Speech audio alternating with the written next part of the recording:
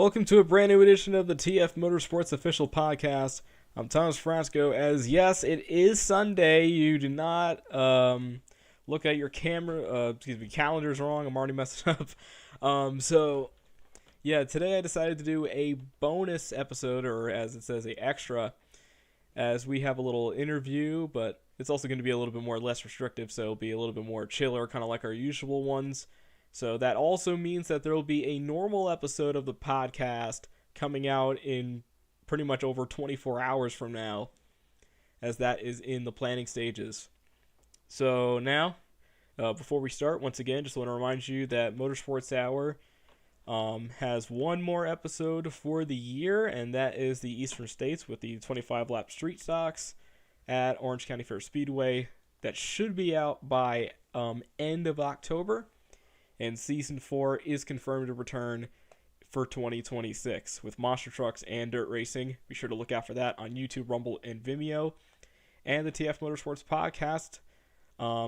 There was just going to be 5 episodes left for this fall, but I decided to go ahead and just do it week in and week out because I'm having a very great time having people on and getting to chat with them a little bit better. And now I'm about to get started here with a new interview. I haven't done an interview with anyone since last season, actually, and I think the last interview that I did do, I'm looking back, it was SoCal Monster Trucks with that RC series with Trevor and Omar. That was the last time I really did an interview, and that was all the way back, pretty much a whole year ago. But now I've decided to bring on someone who's been really rising from the bottom and working his way to the top in the community here in Monster Jam and Monster Trucks. As you saw, he does his videos as he has his critical opinions, whether it's positive or negative. And I really enjoy his videos, and I decided to go and bring him on in. It is Critical Creeper. Welcome on in. Thank you for having me on. Good to be here. Yeah, so here with our first question, as I want to ask, I got a couple questions that I'm going to ask, and then we can just go and just talk and talk about random stuff. So, what made you first a fan of the industry? Like, what was like the first thing you saw? What year was it?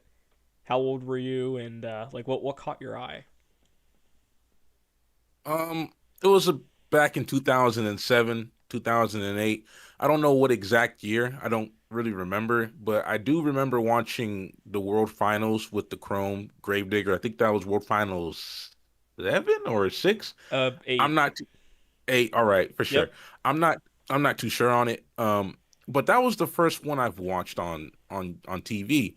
And my grandma used to live in Richmond, and we lived in Fremont in the Bay Area. So to get to her house, we would have to pass the Oakland Coliseum. And they had this big giant electric board out there with advertisements on it. And one day it showed that Monster Jam was coming to Oakland, and I told my dad about it. My dad brought me, my other brother, who still watches Monster Jam to this day. We went to our first Oakland show, and it was the Mud Fest. It was raining, it was pouring. I don't really remember much from that show, but that was our first experience. And pretty much we got hooked on to Monster Jam at that very point, and we watched it for the next few years as we were growing up. And yeah, again, I always ask that question first.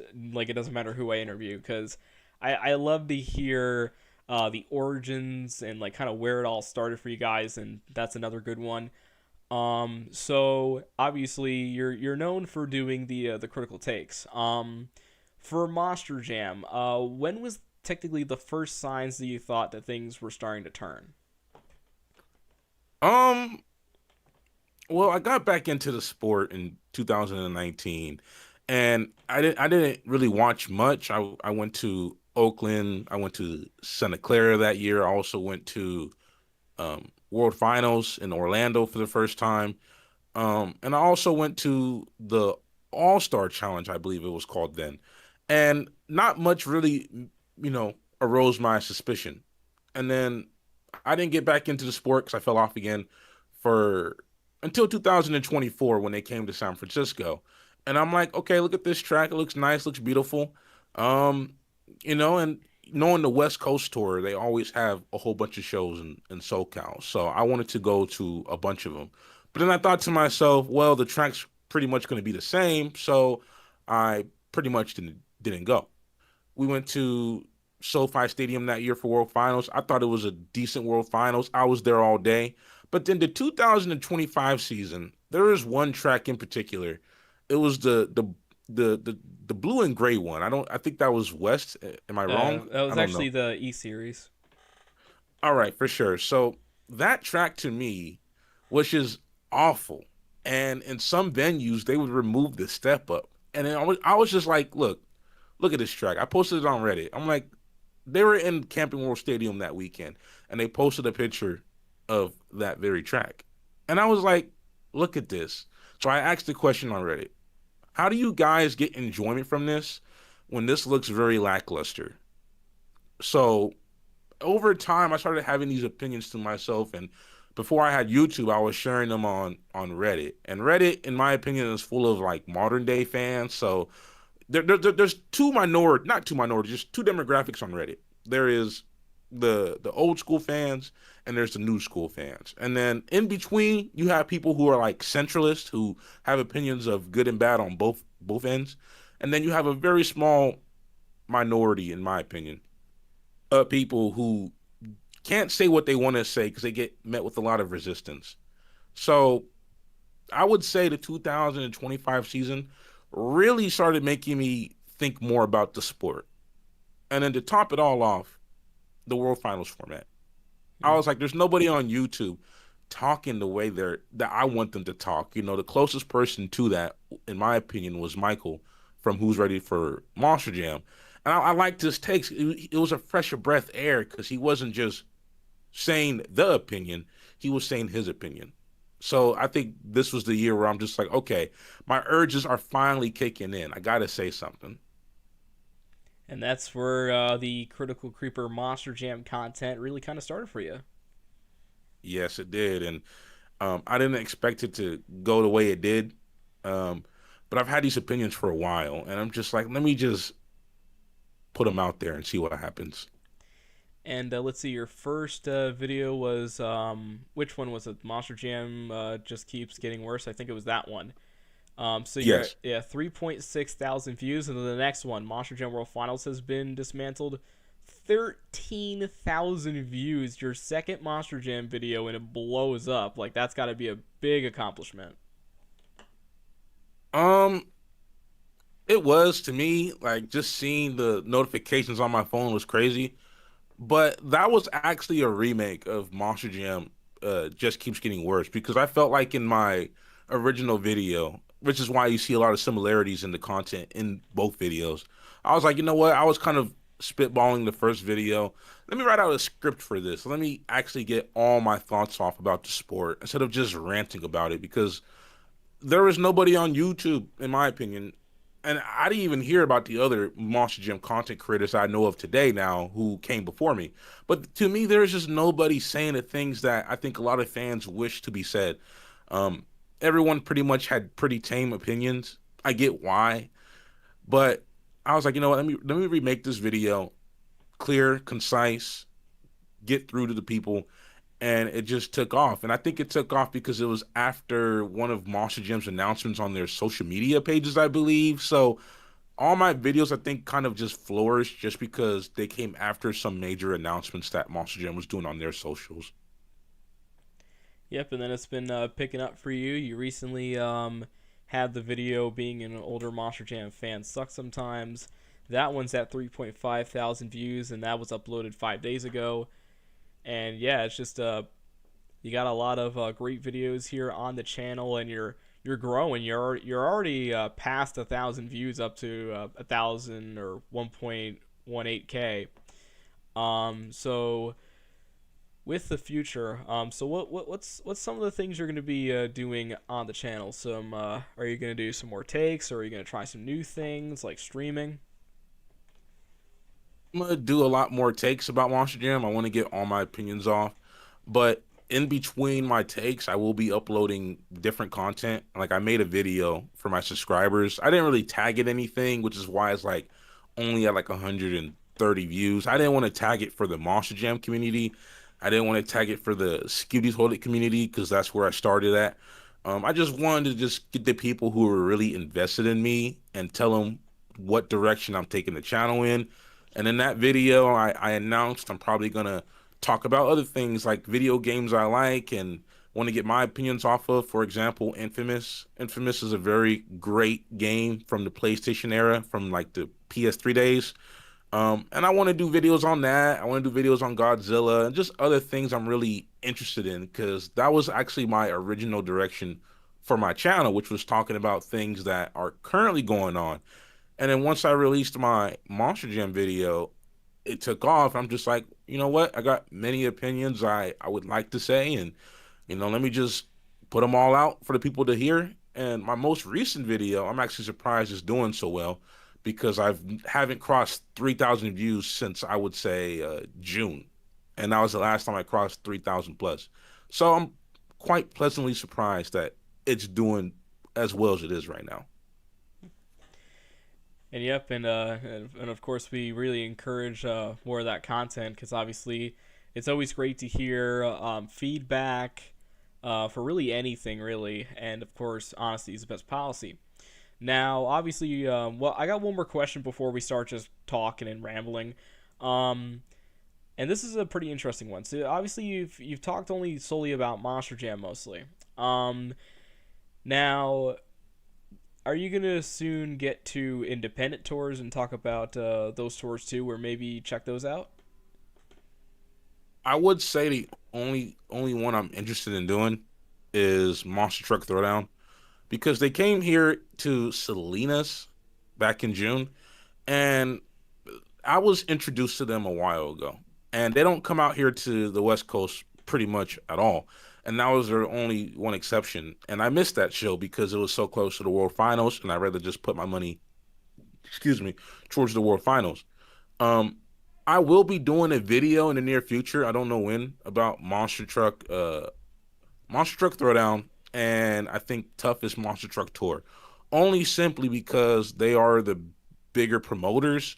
I'm not really much of a fan of the indies because I believe Monster Jam is the best to do it. And although my opinions are very critical of Monster Jam, you can't go to like independent shows for the most part, besides Monster Truck Throwdown or Toughest Truck Tour, where you're seeing Monster Jam levels of action. And it's unfortunate in some ways that Monster Jam is the biggest like promoter out there because I do believe the other two I just mentioned, if they really put their effort out or maybe combine, maybe join forces, something.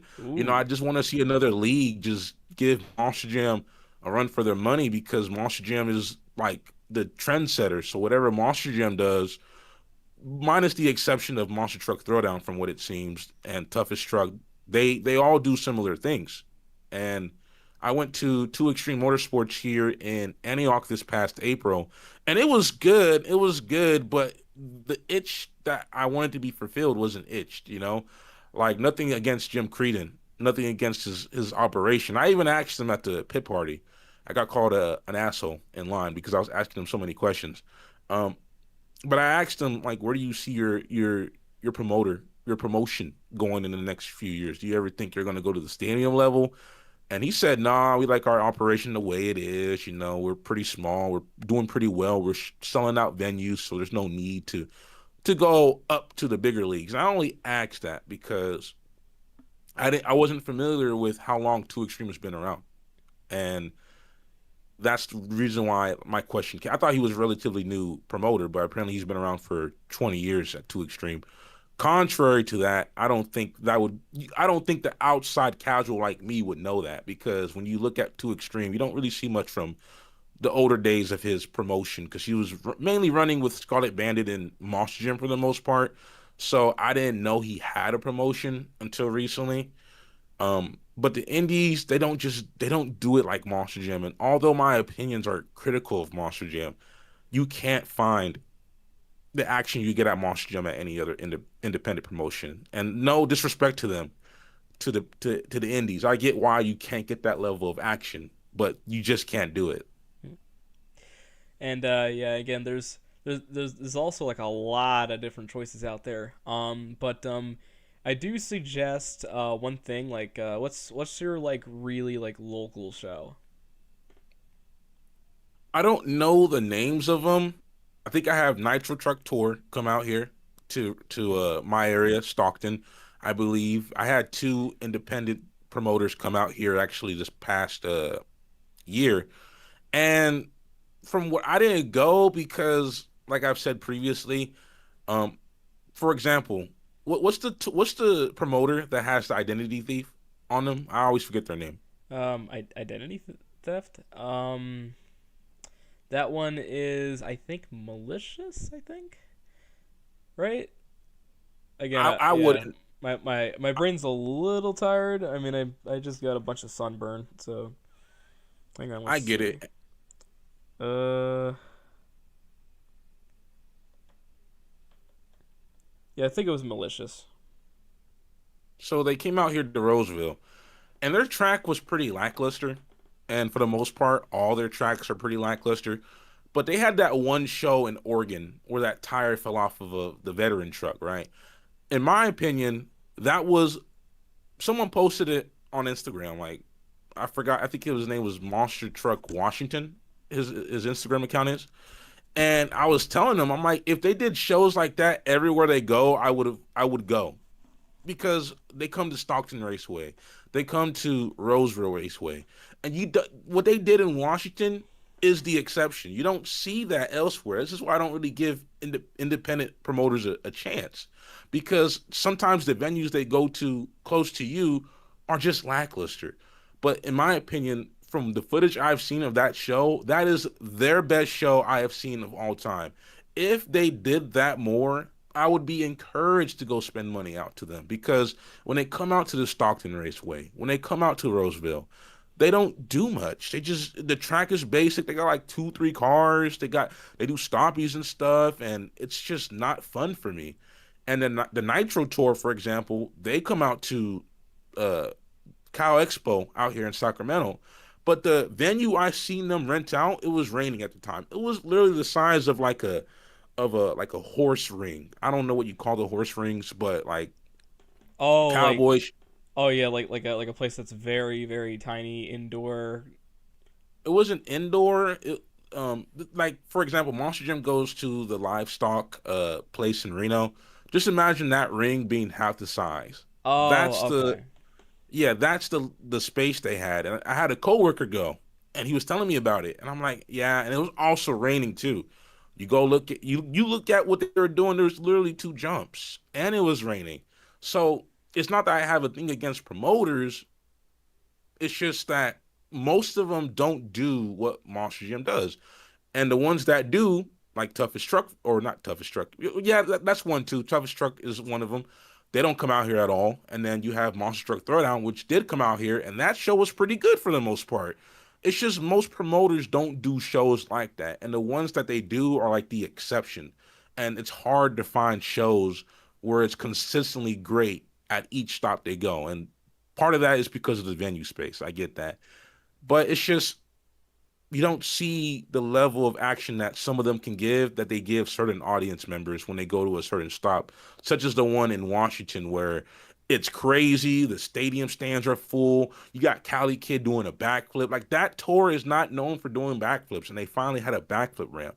And that show was pretty insane. So if more independent tours did what they did in Washington or Monster Truck Throwdown or Toughest Truck, I would be more encouraged and delighted to go visit an independent promotion. But for the most part, you're just not going to see what you see in other promoters, such as Monster Jam at an independent show.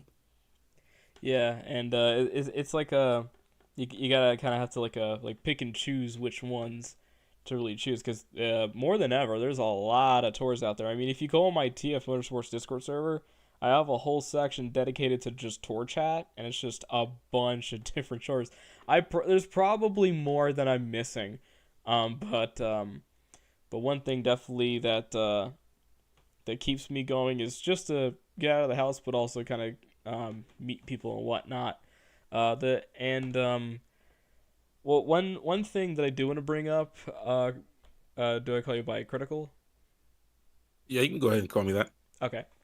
One thing I do have to point out critical is I think it's it's different when you go behind the scenes. I think if like because I went to my local show in Sussex and of course another show at Middletown.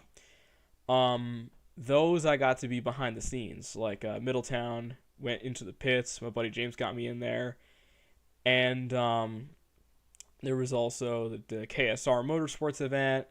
I got to go chat with the guys like Brandon Darrow and my buddy Kyle Seasock. And when you get to like go inside the trucks to like put up a GoPro or like chat with some of the guys there and like be behind the scenes, I think honestly it's different that way. And I mean, like if you could try to make that happen, I do suggest trying that because it like it puts you in like a different perspective for like the monster truck shows that are independent. And I don't know what the restrictions are or whatnot, but if you could try to do that, I do encourage it because it's like a really cool experience that you should definitely try. Well, there is this one dude. I met him at World Finals in Salt Lake, and he is part of a tour, an independent tour. I don't know which one exactly, but he was telling me like you should go to independent promoters. It's a different beast. And he actually wants to do an interview with me, but I'll get to that in the near future. But I think hearing what he has to say would be an interesting take. And if I can get the opportunity to, I will, for the most part, try to get behind the scenes. I'm not really that much of a fan of indies for the most part. Like, I don't like going to indie shows. Like, if, for example, Too Extreme comes back, I will go. And if Monster Truck Throwdown comes back, I'm definitely going. Um, the smaller tours, on the other hand, that come near me, me personally, I don't think it's worth it because the product they give out for the most part in my areas are just pretty boring and tame, and it just doesn't fulfill my need for that action, you know? Yeah, I get it. And yeah, so there's definitely some good opportunities out there, and also definitely keep up the great content though, because again, I love the takes, and I love that you're putting your voice out there and making sure that people know exactly what's going on. Because I think we need more people speaking out. And that's the reason why I do it. Um, I do it because I feel like a lot of people feel disenfranchised. And there was this lady I went to. She had like 100 plus diecast for sale, Wow. and she lives out in I think it was what's the name of that city? I forgot, but it was like 100 miles away from here. So I went to go pick it up, and she was telling me, "Yeah, I'm a huge Monster Jam fan. I got a lot of diecast. I went to 15 World Finals." And she was telling me she stopped going. And when people tell me they stopped going, that's the kind of part of the conversation. It's like, let's talk more about that. And it's just the recent changes they do. And some people will always be fans, and I'll always be a fan, but at the same time, I don't mind speaking my opinion. Like even at World Finals, I met this older couple who've been to almost all the Monster Jam World Finals for the most part. Wow. They drove from Alaska, I believe. Wow. I think that's where they drove from. Maybe it was Washington, but I'm definitely sure they said uh Alaska. So I went to the parking lot after the first night of World Finals in Salt Lake, and the packed. I was like, you know what? Instead of just stressing and fighting to get out, I'm just gonna wait for traffic to die down. Saw this older gentleman with his wife. They're over there having a cold one. And I'm like, can I get a cold one too? And they eventually gave me one. And we just sat there for an hour talking. And they're telling me about the old days in Vegas. They used to bring out the buses to drive us to the venue, the food, the beer. Oh, that's Great good. times, great times. And they still come because they're always going to be lifelong fans. And I will always be lifelong fans. But at the same time, there are things that I think of while I'm at these shows, or as time goes on, the venue changes or the stadium track changes. I'm just like, you know what? I have these opinions that I want to say. And apparently there have been people before me, such as Clear Sky Productions or people like Tim Horn that came before me. And I just feel like every so often, every few years you get someone like us that just come along and just says it how they feel like it's going.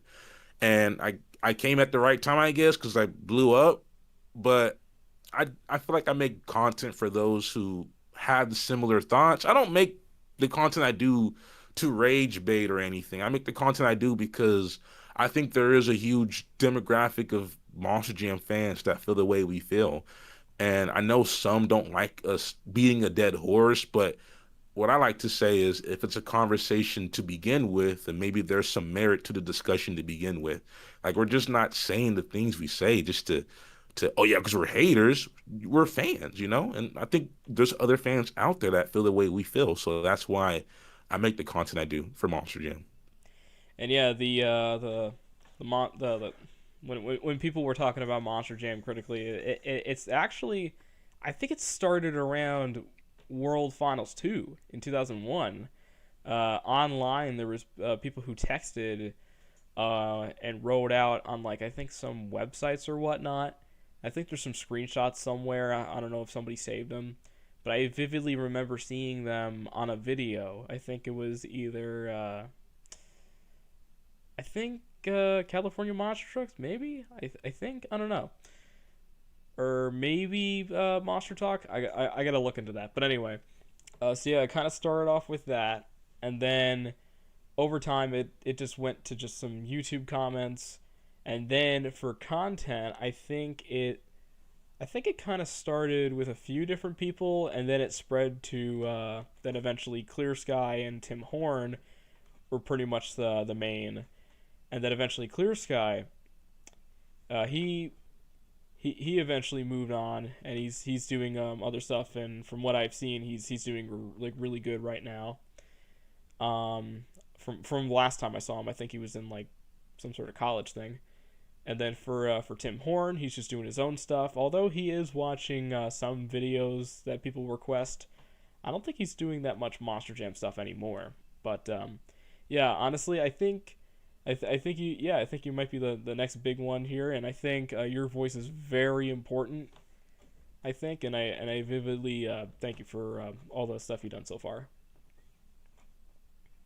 Well, I appreciate that. And, just talking with you right now, I just kind of filled with emotions because to me, I don't want to move on from Monster Jam, and I love monster trucks. And who would have thought that, the love of monster trucks I have, especially Monster Jam, would put me in the position I'm in right now. And I never thought I'd be in this position. My life pretty much changed. I'm close to getting monetized on YouTube. I got a lot of people who really appreciate the work I do. I even got some Monster Gym content creators that people would love that have similar opinions, but they would never know because they don't put their own opinions out. And I would say I'm a pretty big fan. I would say I'm more of just slightly more than a casual. I don't watch all the stadium tours. I don't watch all the arena tours like this past year. I don't watch the live streams. I watch Michael from Who's Ready for Monster Jam because he adds his own opinions and I like his commentary more. I don't like the commentary that Monster Jam does. Like I think someone said it best. It's the presentation of their show. It turns me off. And people like Michael, who've been around for a long time, who's actually worked for the company, um, his content is a breath of fresh air. And the 2026 lineups kind of really upset me. And then the format change that they're doing again kind of upset me more. Instead of just beating a dead horse, I didn't really make a video about that yet because it's like I think people got the wrong idea of me because yeah, at first when I did come out, I was pretty crazy with my delivery, and that's to my own detriment. But it's just that to me, like they're just doing things that don't make me engaged anymore, and I'm kind of feeling like Clear Sky, where I just want to just move on, and I don't want to move on because yeah, the independents are great and all, but the ones that are really the ones that catch your eye, they don't really come to areas like California all that much, and I'm at a point with Monster Jam where I'm just like, where is this show going, man? We're like, where are we going next? And I know a lot of people don't want to hear that. Michael, for example, said that he thinks that Monster Jam in the near future is gonna die. And after hearing why he said that and then just seeing some of the things they're doing, I can see why he says stuff like that. And Monster Jam has been a big part of my life, big part of my life. And I don't want to move on because I think I will be a lifelong fan. I got my lady into it. But I make the videos I do because there are people who, deep down inside, I think a lot more people would want to admit this, but I think a lot of people feel like what we feel like, disenfranchised, turned off, and are just watching it because they have a deep passion for monster trucks in general. And yeah, that's again, it's always great to hear all the stuff you need to say, and of course, hearing that you're going to be around for a long time, it's definitely needed in the community.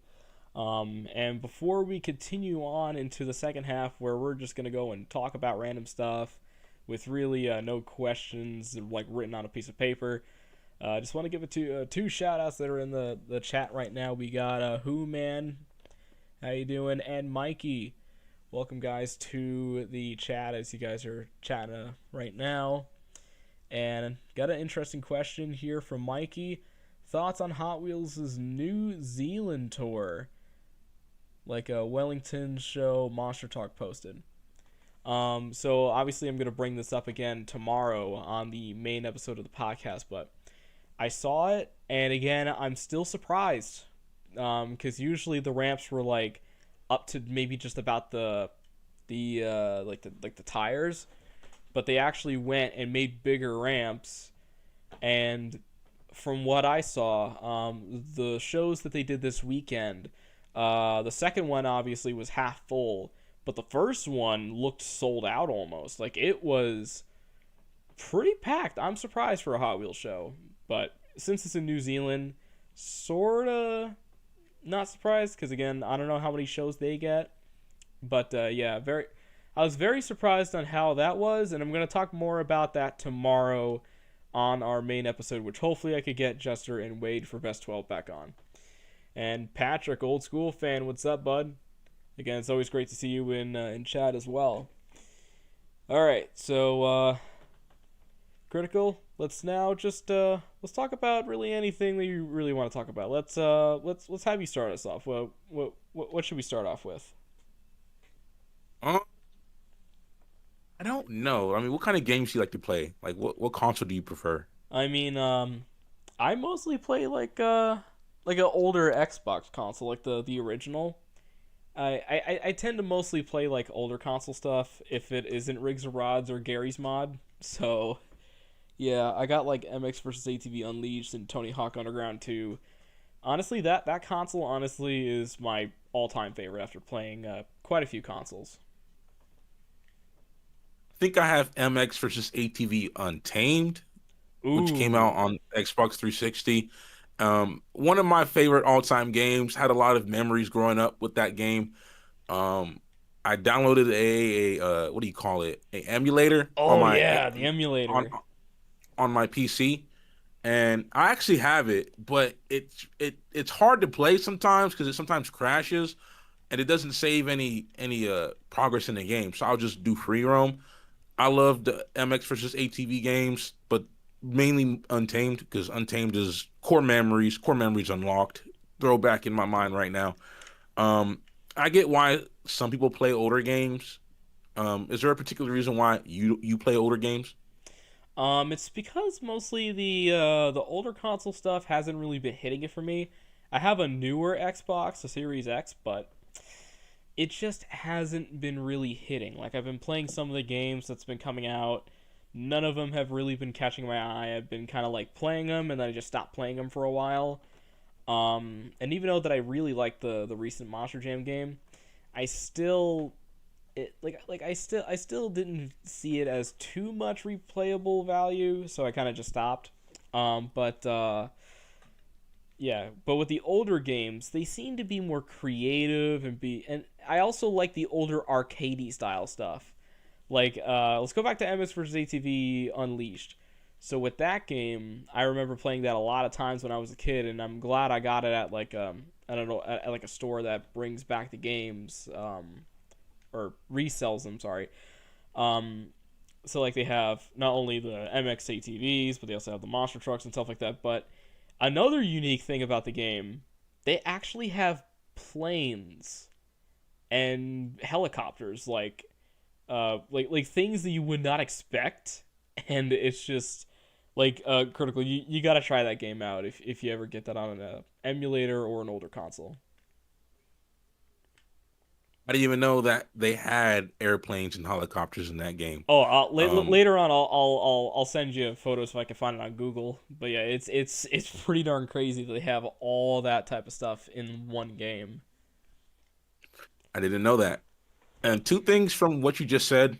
One about the Monster Jam games. Monster Jam games are just terrible, man. I ain't gonna lie, man. Hot take. They're just terrible. And if Monster Jam did something with Beam and G Drive and got the developers there, and then the people from the Beam team and made a game for consoles and PC where you can customize tracks and have an in-depth uh, truck creator, it would be hitting. And when I saw Showdown come out, the trailer, everyone was hoping. A lot of people were hoping, oh, are we going to be able to get realistic physics? It's a Monster Jam game, guys. Like your expectations are too high. Like Yeah. you don't even gotta see the trailer to know it's gonna be the same old crap. And I'm not dissing on them because I really there's a video on YouTube. I can't find it, but there was someone who made a video saying that Monster Jam fans really get disserviced when it comes to Monster Jam games. And he reviewed and did a retrospective on all the Monster Jam games.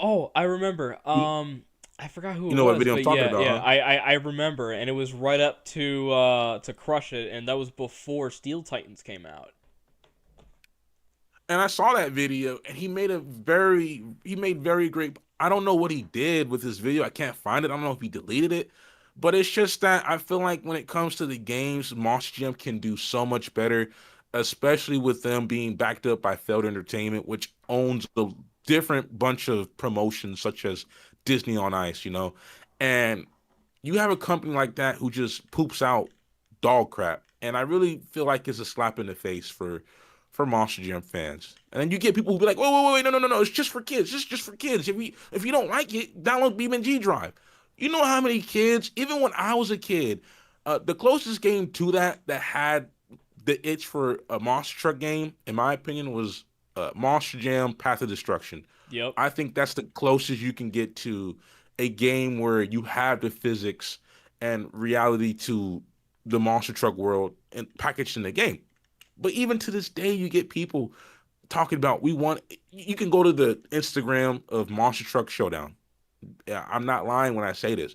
A lot of people in the comment section want what we want, even the kids. Because when kids go to the shows, they're like, you know what? I wanna play Monster Jam, but I want to play it as if I'm playing Grand Theft Auto, and the physics are all wanky, and it's like basically just a free for all here. No, we want everyone wants the same thing for the most part. It's just there are very few people who will say it out loud because there are people who like Steel Titans, there are people who like Showdown, but honestly, those games are disservices, and I ran into the Beam and G Drive community this year, and I haven't looked back ever since. I love Beam and G Drive. I wish my computer, that's a potato, would run the game better. Hopefully soon when I get a better upgrade for PC. But another thing I want to say, what you said earlier, is about the games are not creative as much today. As someone was saying to me in the Discord, I feel like and I can't believe I'm saying this. I don't like terms like this, but I think we're in late stage capitalism where the originality and passion in many projects, whether it be WWE, Monster Jam, or the video game industry, Hollywood too, I think a lot of things are just lackluster, which is why I Mm-hmm. kind of see why you go to older games because I love Infamous, for example. Infamous is one of my favorite games.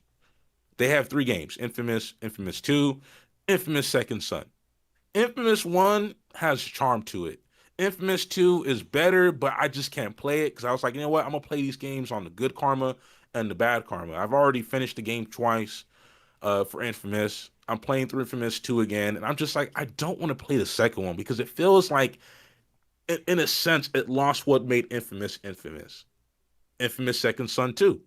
The same thing. It just doesn't feel like an Infamous game. And I feel like that's a broader issue that spans across the board when it comes to entertainment. That entertainment is just slop. It's not as passionately written. CGI fest, sequels, games that don't have any passion in them anymore, remakes, sequels. I just don't feel like entertainment across the board is not where it's supposed to be at right now. And I've been thinking the exact same thing. I totally agree with that. Yeah, that's the reason why I've been mostly playing either older Xbox or even Super Nintendo or Nintendo 64, just like older console stuff. And I even gone out of my way to buy different games that I never played before. Like there's this Terminator game I'm gonna try out pretty soon on the old Xbox because I'm like, oh, this looks interesting, so I'll try that out. But yeah, there's a reason why I haven't been really playing the new games, and it's quite sad that there's really not a lot of hype these days for games. But again, we'll see what happens in the next couple of years. But now another question: is there any like Monster Jam or Monster Truck things you want to talk about? Um, I guess to 2026 season, and I guess the World Finals Okay. that's coming up next year because I have a video I want to make.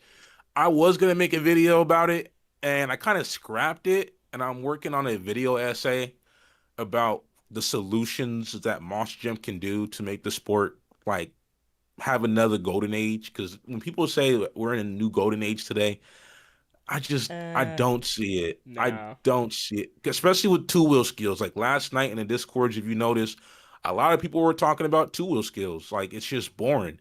And Monster Gym has hit the glass ceiling. There's nothing you can do in Monster Gym to make it better. You know, we're at that point where the trucks can do the most extreme stuff, and to today's standards, they're pretty tame. But when you compare them with older school Monster Gym, it's a spectacle to behold. I'm not knocking that. But there needs to be a refresh in Monster Jam. And I think that's what my next video is going to be. Like, there are things that Monster Jam can do, like combining aspects of old and new school and making it into one and really revitalizing the sport back to a greater period in time. Oh, I just came across a message. Apparently the skills competition just had one hit. Is this true? In your YouTube live stream, you got a message. No. On a different server, I saw in ski. Oh yeah, Mikey. He just posted just now as he this is confirmed. Hated the new rule they introduced in skills last night. One move, but if it's deemed a fail, you get another chance. What server Oh. is that? Well, first I saw it on USHRA, and then afterwards, after I listened about it, I just I and then Mikey just posted right after I brought it up. So apparently this is true. Apparently this has happened. Yeah, I seen on Chaos to the Max's Instagram where he posted a rule and he was like, "What the fuck?" Like What the fuck? it's true. And me, I've never really been a two wheel skills um fan really. Even high jump, I don't like high jump either. And to the cat, like Monster Gym does not cater to us guys. Like let's be real. Monster Gym caters to a family that's like, oh, Monster Gym's in town. What is that? Let's go check it out. You know, and it's like I don't want to say this because a lot of people are gonna get upset. I feel like Monster Jam's just a circus now. Like the point series doesn't mean anything. Apparently they have a rule backstage where only certain people are approved to hit the backflip ramp, and then Wait, nothing whoa, wrong whoa, with. whoa, whoa, whoa! Hold on. What? Where'd you hear that one?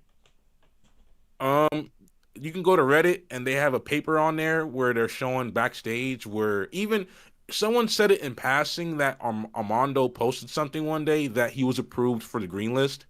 Same thing for the arena tours. If you ever notice, there's always just been one. I don't. I could be wrong. I don't watch arena shows, but someone said one truck is allowed per show in an arena to hit the backflip. If you can confirm that for me, anyone in the chat can confirm that for me. There's more validity to the claims I'm hearing. But if that's Whoa. if that's the case, it's just it. I don't get why people think Monster Jam's a legitimate sport. It's not. Okay, guys, I'm not saying that to be a hater. I'm not saying that because I have a failed boner. That's a hate boner. It's not that. It's just as you get older, you realize there's things about Monster Jam that has been there in your face, but you were young and didn't really understand it. And as an adult, you can see those change. You can just see it's loud. And to me, the point series never meant anything. And if there is validity to the one truck per show in arenas, also certain drivers being approved for the backflip ramp, it doesn't make it a legitimate competition. It makes it just more of it. I've always, since I was a kid, always felt like Monster Jam was strictly entertainment, and that's okay. You can have these opinions and still love Monster Jam for what it is. I do. But it's just there are things that are alarming to me as I'm learning more as the time goes on about these rules. That's like, you know what?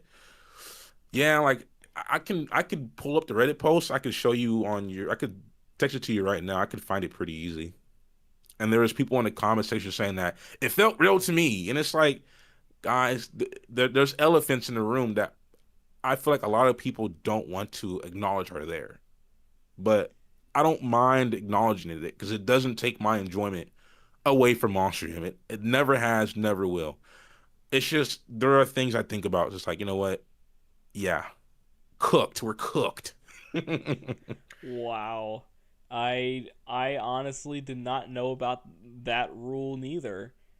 What the fuck? Apparently, how long's that rule been a thing? That's my question. I would say a pretty long time. Let me look it up. Let me see if I can find this post. I'll send it to you. Holy shit.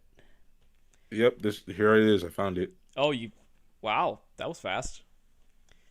Okay. Well, you can look it up on Reddit, and if you type in keywords, it'll pop up to you. Yeah, I don't have a Reddit account, so I can't really Don't make it a Reddit account, brother. You're not missing out. Reddit is an echo chamber of the worst of humanity, in my opinion. Okay. So thank you I for see a lot of yeah, I see a lot of crazy, especially when it comes to politics. I'm not really political, but it's just an echo chamber for one side, really. yeah.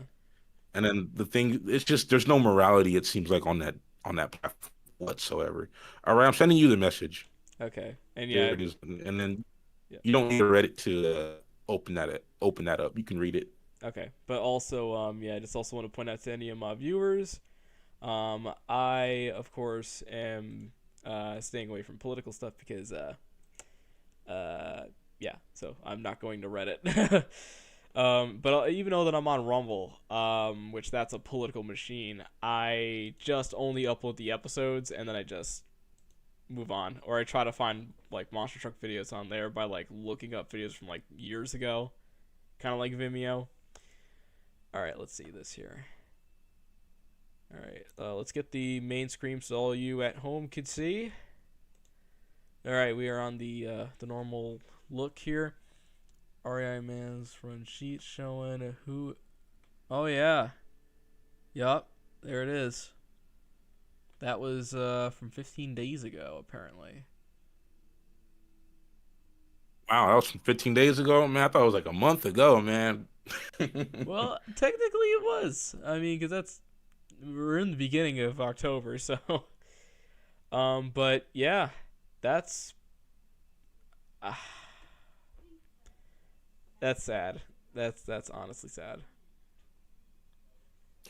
Because at the end of the day, Monster Jam is a company, and if you noticed, the passion is gone. They're focused on, every company is always about profit first. Every company, and if you have that one truck per row for arenas, because they do like 5 arena shows in some places, you don't want all your trucks breaking because okay, now you got to fix the truck in between. You got a few hours in between shows. Monster Jam is just a company at the end of the day, and the Sparkle Smash Bash. I like when Freestyle Mania was introduced.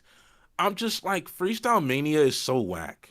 It's whack because, like, for example, in Australia, they were doing MXs over there. Like they didn't Mm-hmm. label it Freestyle Mania.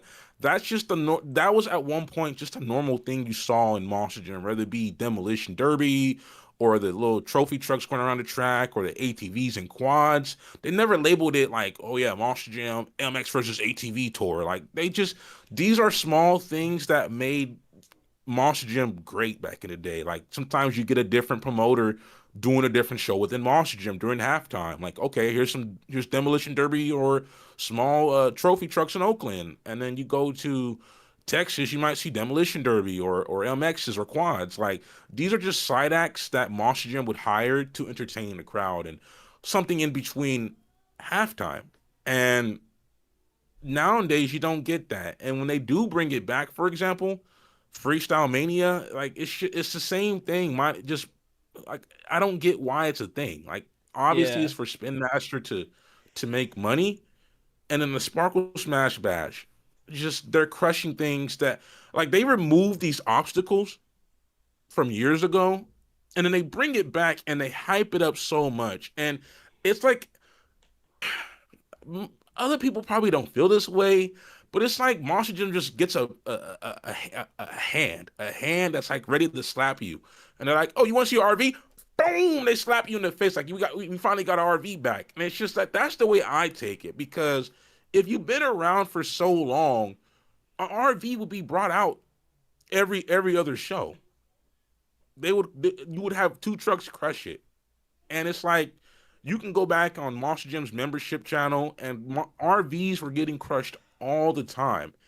They bring it back today, and it's like we've gone full circle. Like there might be a day and age where Monster Jam removes dirt and just uses metal ramps, and then 10 years from that point, you're gonna have them say we're bringing the dirt back for this one time stunt. Like it's just to me, it's just it hurts being an older fan, which is why I made that video the other day because they don't cater to us. And as my interview with Reagan went, Reagan said it best.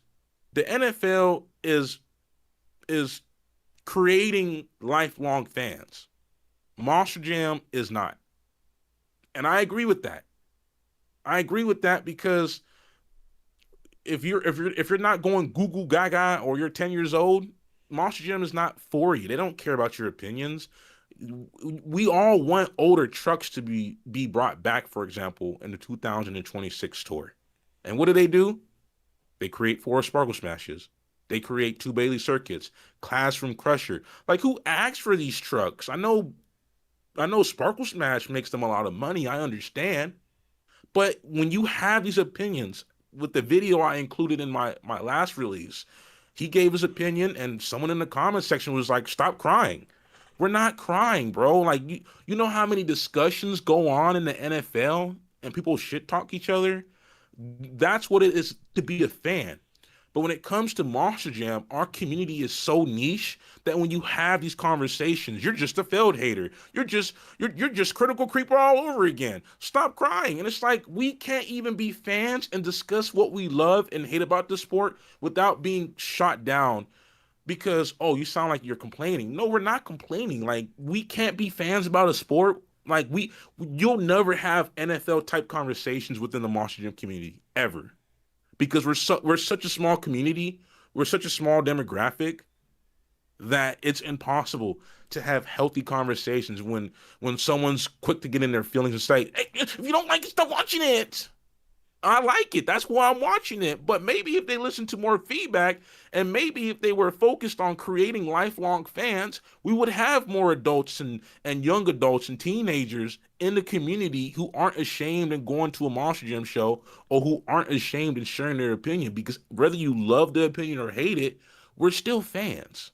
We're not just saying the things we say because it's fuck felled and sorry for my language. We're saying it because we want this sport to be great. We want it to be amazing. And we don't want it to be such a corporate product that it is today. And that's why a lot of people feel the way we feel. And yeah, let's actually segue to a question that I'm gonna ask you and myself. what's like one big important like critique that you want to give to Monster Jam that like you feel to yourself is the most important thing possible?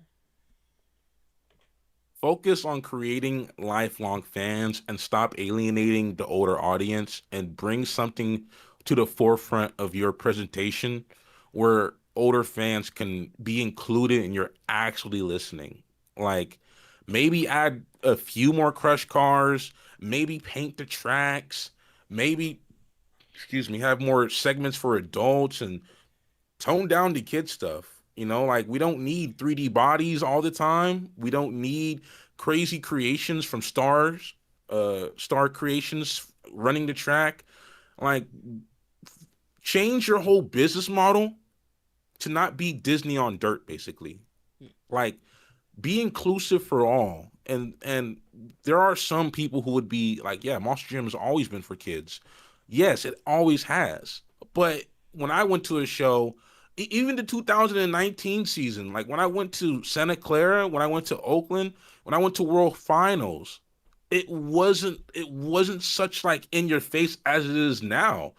And the DJ, for example, the DJ in my opinion is lackluster, but I can appreciate the vibe we're trying to create, right? Things like that, positive, amazing, but include some more segments for adults and like because for example, when you go to Facebook, when you go to Discord, it's not full of 13-year-olds. I mean, to a certain degree, it is, but for the most part, you see adults, young adults, high schoolers talking about Monster Jam. There are things they can do to win back some fans, and there are some things they can do to create even more fans, which is have a mindset like the NFL, where you're trying to create lifelong fans and that they don't feel weird for being a single 20-year-old and his girlfriend, whatever, going to a show and it just feels like a kid's fest. Like, do something. Go back to the drawing board. Let's see some changes where everyone feels included and you don't have these allegations that it's just super kid friendly. Like there are things they can do, but don't because kids, they make us the most money, and they'll buy our toys. And if you're over 15 years old, your opinion is not needed because we don't care about you. And my thought was pretty much roughly around the same kind of thing, which was the feel of the show. So obviously, I've been watching Monster Jam for a long time, and up to the end of this year, I've been kind of watching it. 2023 though, I took a little break, and then obviously right now, I'm kind of getting away from it from now again because of some of the stuff I saw. But I and also from going to like independent shows and then also watching things that I wasn't even alive for, like the fucking Penda Point series and TNT and USA Motorsports. I wasn't even a thing yet. But now I have all this knowledge, and obviously I'm still developing. But I think 22 is a decent age. But for me, I've been really starting to kind of think, all right, what's something that's really important? Because obviously people talk about the crush car stuff, but obviously that's something on like all sorts of different promotions anyway, because the Clash for Clunkers thing and whatnot. So that's kind of out of the equation. And then the shutdowns and all this other stuff, like I get those, and I think honestly the first major thing that if you are a company or like a tour that you should really focus on is first impressions or presentation or just how to run a show. I think that is like the first major key in my opinion, and I wish more people would bring this up, because I think it's more important. And again, I remember sharing you that video from Houston 2008, and I remember sharing everyone here on the channel 1 week ago, sharing a good portion of the intro, and then a week prior showing the Tony Farrell interview. That is what I was talking about, because they were doing intros, and the intros lasted several minutes, but they made sure to make it feel special. Like each driver, each truck was special. and then they came out in groups and they showed the that group and then that group, the drivers, the trucks, and the announcing was just spot on. Again, Scott Douglas, a ultimate legend.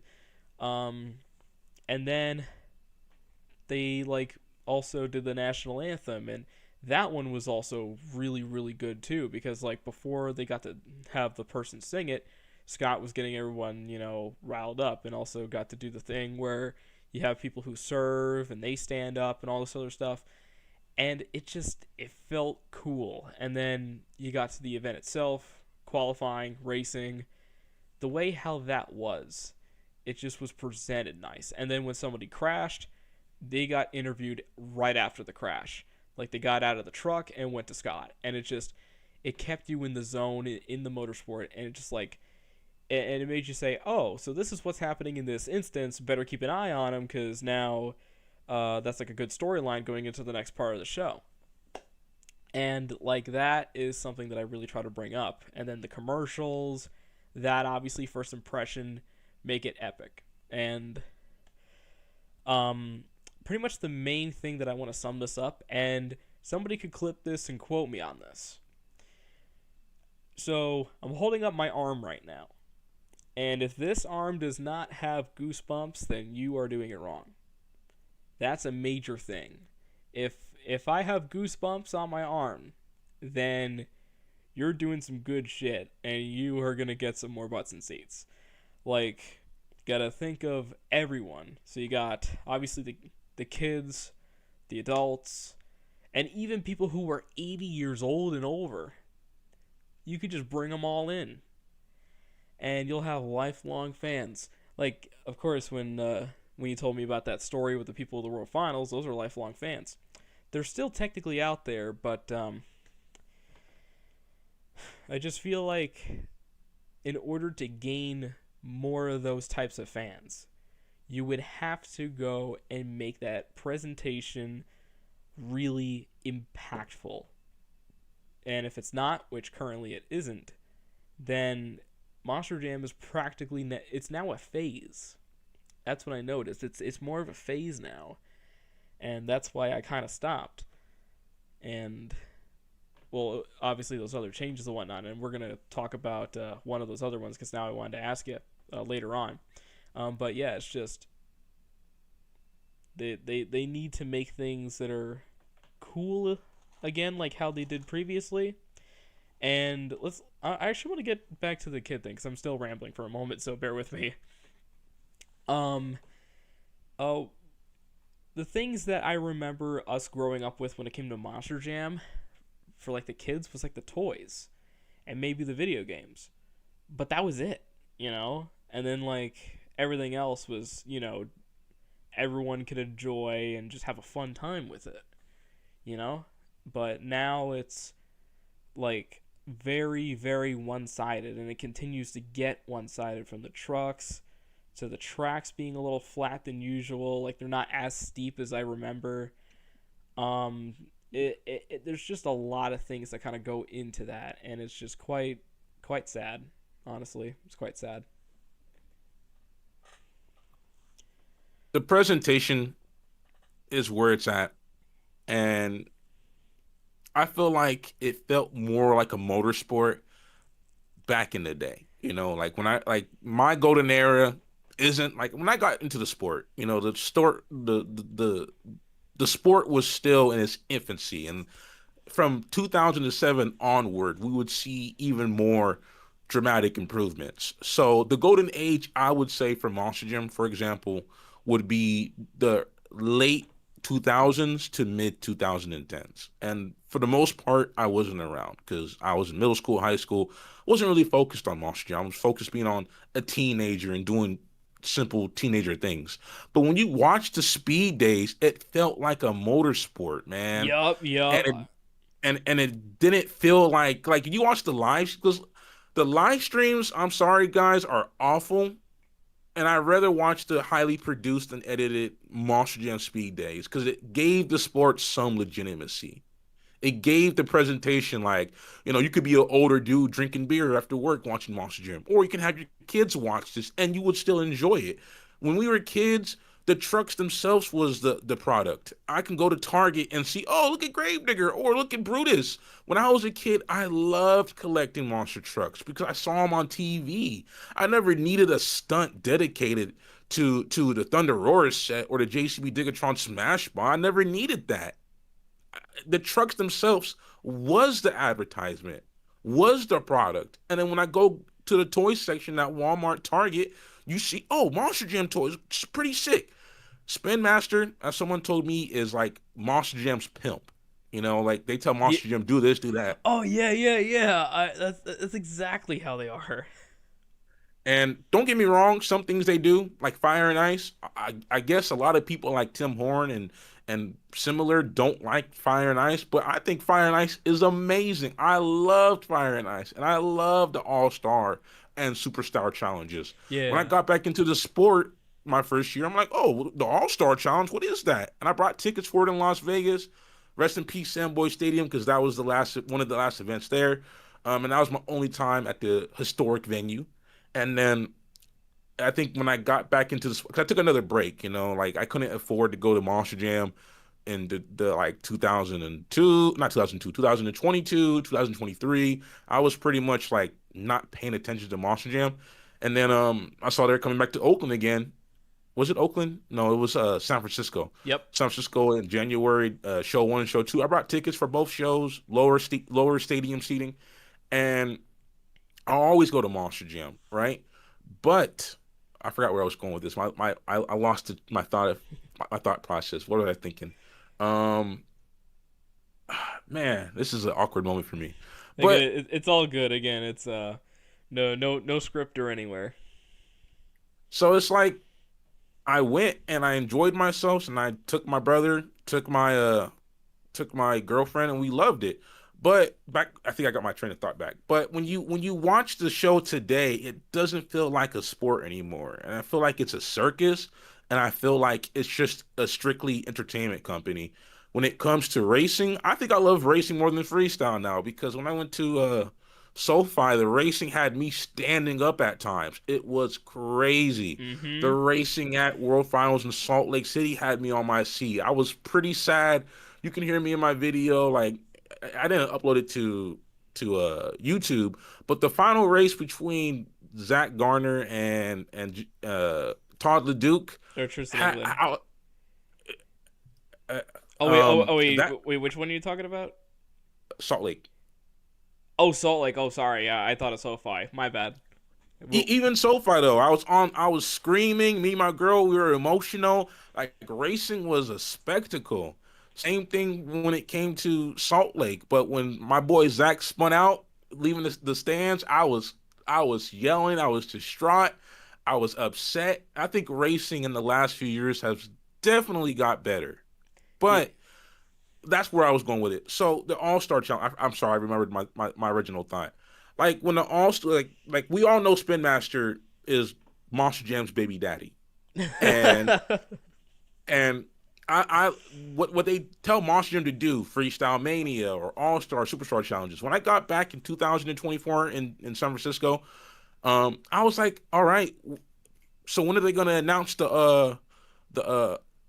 All Star Superstar Challenge? Same thing in LA. Like I went there, I was expecting them to say something because I got back out the sport. Like I got into it in 2019, didn't go to another show for another 4 years, and since I wasn't keeping up with it, the last I've heard was, they do these things called All Star and Superstar challenges. So I'm over here like looking it up on the website. I'm looking it up on YouTube. I'm waiting for them to announce it on the shows. I'm at World Finals and so far. I'm like, okay, where's the All Star? Where's the Superstar Challenge? Like, let's go. We're not doing that no more. Like, and apparently they got rid of it. So it's just like there are some things modern Monster Gym does, and Spin Master, although they're the baby daddy, there are some things they do great with Monster Jam, such as the All Star and Superstar challenges, right? But now it's exclusively just a product for just kids and toys. When, like I was saying a minute ago, I didn't need none of that to buy toys, man. I still collect them. I collect them because I love the sport. I don't need to be like, okay, guys, here's the Thunder Roars stunt. We're gonna see Tom Mintz drive the Thunder Roars truck and do a forward momentum backflip over the two trucks. Like, I don't need none of that, man. Like, I'm gonna I want to get my kid into the sport, and I would pretty much think that as the moment he sees a truck, he's like, "Yeah, Dad, I want to go buy a toy." And like, you don't need to be specifically marketing to the kids to have them hooked on a die cast or a toy set. If they love the sport already as it is, they're gonna go out and buy the toys regardlessly. Yeah, and that's practically how it was when I was growing up. Because back then people knew Gravedigger and Max D, and heck, even when actually here's another thing. The marketing was so different back then that I remember kindergarten. I think it was kindergarten or first grade.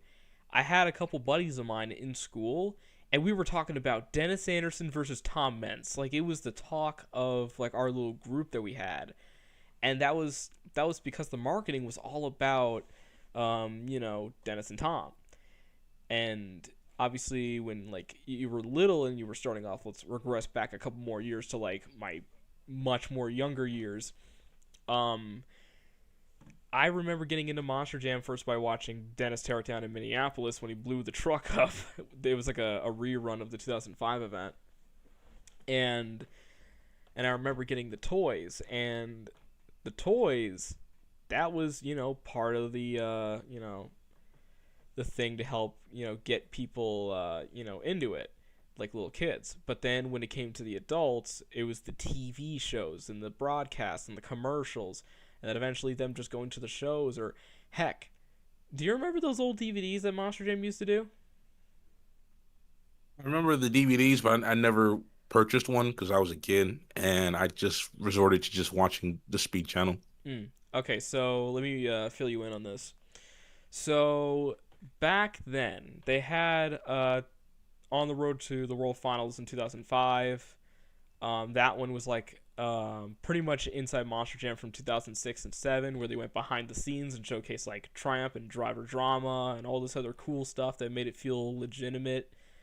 Then you had the 25th anniversary and 20th anniversary Gravedigger DVDs, where it was mostly centered around Dennis Anderson and his journey. Then there was the True Life of Tom Mentz and the True Life of Medusa. Like it was like really good. And then USHRA All Access, where it was behind the scenes of World Finals in 2004. Like it frustrates me because they've done this before, where they made sure to market. You had the things for the kids, but you also had things for the adults too, which was like really cool. Like I'm looking to get one of those DVDs somewhere. I don't know if it's on eBay or whatever, but I do want one, because that's something that like really it it's just something that they should have been doing, but instead we get Crash Course, and that's for kids. Like god damn it, the one behind the scenes thing, it's for fucking kids. That's what really drives me insane. And also, I want to point this out. You know what other motorsport thing they got? Monster Energy Supercross. For adults. Like, come the fuck Just on. like, just imagine if they did what they did to Monster Energy. They oh, would alienate tons of fans oh yeah, immediately. they would. Like, dude, my best friend, he goes to friggin' well, he did go to Supercross, but now he's busy. But at one point, he was going to Supercross, and I went, and oh my god, it was freaking cool. And to realize that Feld Entertainment owns them, I'm like, really? Like it. Yeah, it's a night and day difference. Can I you know. imagine the same company doing that? And have you seen the intros that they did for Supercross? I don't watch Supercross. I'm never been a fan. Okay. Um, Hang on a second. I'm gonna try to find a video. So while I'm trying to find this video, you can uh talk about some Monster Jam stuff that you feel like you want to get off your chest while I'm looking up this video. well, I sent you something on your Discord, one of my Reddit posts, and I'm looking for my other one. And they're like, what do you call it? There are things that I got off my chest on the Reddit. I'm trying to find the other one when I was speaking about how Monster Jam has a new identity. In my opinion, and might be an incredibly hot take, I don't even think Monster Jam exists anymore. I don't, it's Monster Jam in name only. Like it's a completely different company.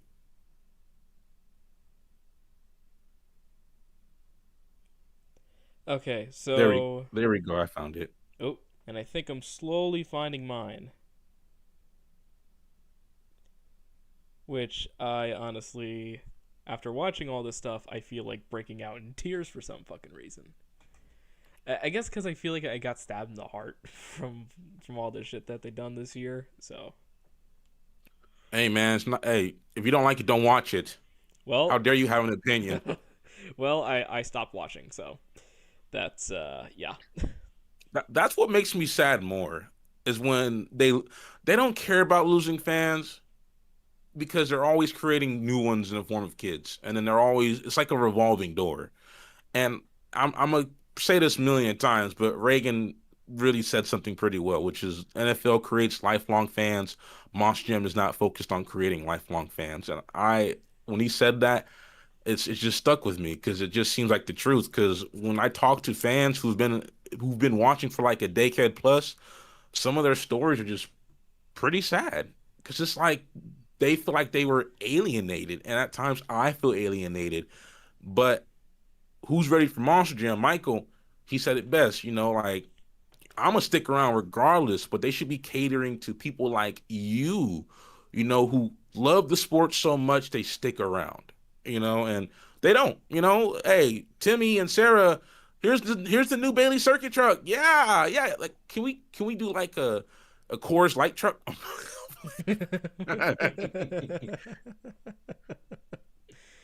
Well, I mean the Bro Camino though, the one where you pointed out the Bro Camino thing. Honestly, I think that might have been the last time they tried to get older fans. Either that or the Lucas Stabilizer. One of those was like the last time, I think. Lucas Stabilizer, I could see being the case, but I think it applies more to Bro Camino because that's something you could market and push towards. Even the diesel truck, Brodozer. Yeah, because the Diesel brothers, they're cool guys, and friggin' Diesel Dave and Heavy D, like Diesel Dave. I think we all appreciate Diesel Dave. He's a chill dude. What's the hate behind them? Because a lot of people in the community be like, "Oh, I don't like Heavy D and Diesel Dave." I'm like, what do they Really? do? What? Yeah. What do they? What Like do they do? Like they have Heavy D gets more of the heat. well, I don't get it because like both of them they have a good show on TV, and then Diesel Dave is funny as hell. Like, have you seen that Team Throttle Monster video where Diesel Dave was trying to sign up for Team Throttle Monster, and it was like the funniest shit. I seen the thumbnail, but I never watched it. But I Oh, think after the dude, interview, I'll go watch it. you gotta watch it. It's like it's really funny. Um, yeah. So anyway, moving on from that, I found the video and I want you to watch it with me. And obviously, okay, there we go. So I got it up. Tell me when you have it up and have it at 0. Let me go pull it up.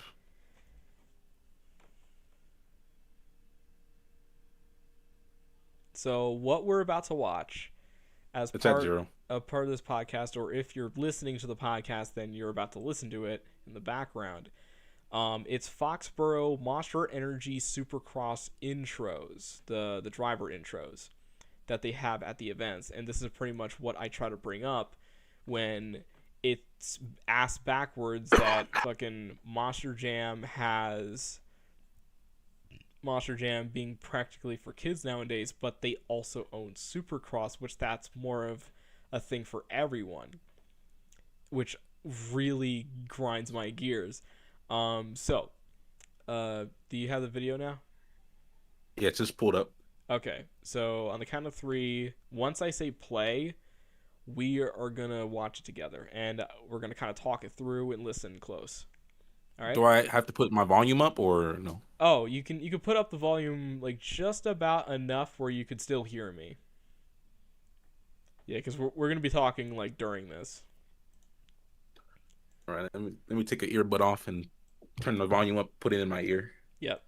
This video is from Brandon Coate, 6799 Foxborough Supercross 2024 rider intros. So, a little shout out there for the video source. All right, just let me know when you're ready, and we will get started. I'm ready to go. All right. 3, 2, 1, play.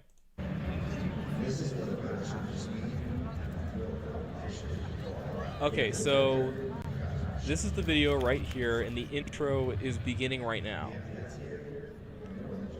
What's the first thing you notice? It's just it's the marketing, really, the demographic they're catering to. It's just okay, like you're a fan of motocross, so here it is, guys. Not motocross, but supercross. And it's like they're, to me, it seems like they're talking about the history or like everything up to that point, but it just seems like they're giving people a highlight of the Yep. sport.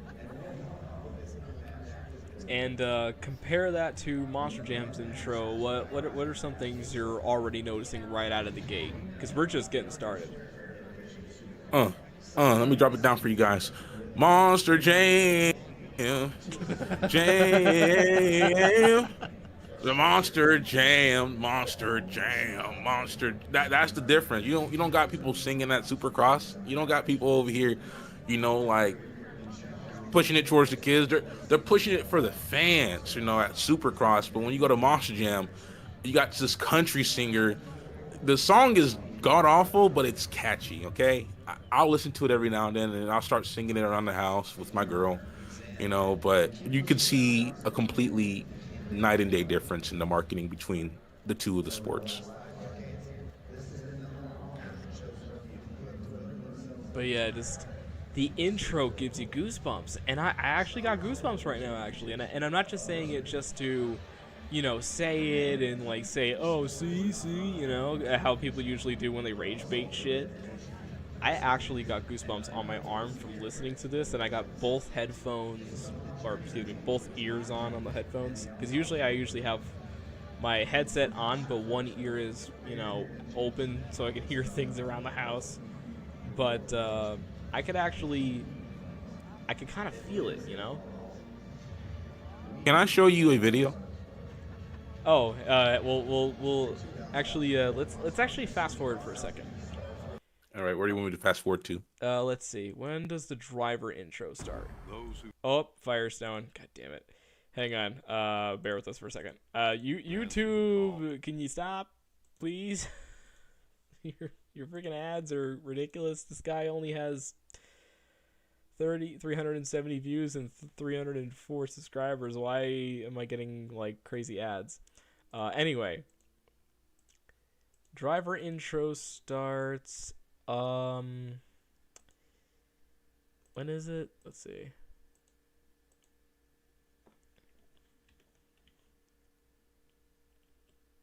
Okay. I think I got it. Yep. Okay. So skip to 4:30. Skip to 4:30 in the video. All right, I'm here. Because that was just the first part, or part of the first part. The next thing we're going to show you in the video is the driver intros that happens afterwards. Just once I say play, we're pretty much going to focus on that now. Before you do that, look at all the people in the crowd. Look at the people in the corner of the video. Oh, that mustache having people, and then look at there, like barely any kids. I would assume there's kids there, but night and day difference in terms of the demographics. Yeah, I mean with the kid thing, obviously you're gonna get kids no matter what, and that's good, especially if you're like a motorsport like that, because then you got your future, and then when they get old enough, they're now driving or they're working for you. So that's yeah. In that context, it's good. All right, let's go ahead and let's get ready for this. 3, 2, 1, and play. So they're gonna do some 450 drivers.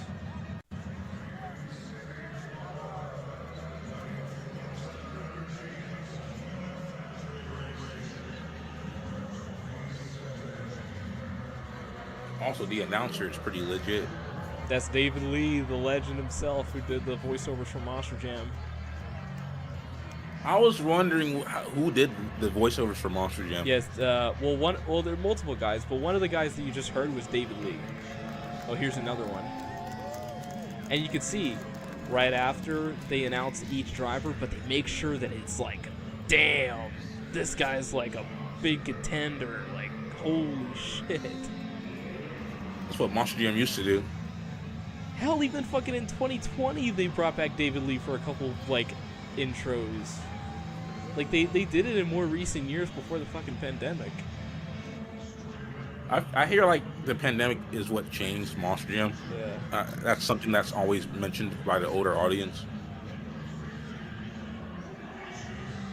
Okay, we need to move on because I'm starting to feel like I want to punch a wall. Have you ever got that feeling where you're like that pissed off or you feel like you just want to punch a wall? I don't get to that point, but I ain't gonna lie, like when the stadium tours were announced, it kind of just turned me off. Well, It makes me disappointed in the next it makes me disappointed in 2026 season. Like looking at that kind of was just like, what is this shit? but yeah, the reason why I want to punch a fucking wall is because, again, they own the same fucking place. And yet they're making Monster Jam for kids and Supercross is for, like, I don't understand. It's a motorsport. They're both motorsports, and the marketing is ass backwards on one of them. Like, you own the There's some same thing, and it's just been. And it was never about that until more recent years. I don't fucking get it anymore. It's just so stupid. Oh. Shit. Yeah. I'm gonna send you a video. Okay. Just imagine if Monster Jam did an intro like this. Okay. All right. Skip to let's see, minute marker, not minute marker, but just fast forward to like 30, I would say 40 seconds into the video, 40 seconds. and then Okay. and then just listen to the music, and just look at the visuals. That's Michael who made that intro, and I think if Who Man's still here in the comment section, that's your boy. Shout out to the goat. Who's ready for Monster Jam? All right. Let's see. I got the video up right now. I'm gonna check it out. Okay. Oh. Listen to the music. Okay.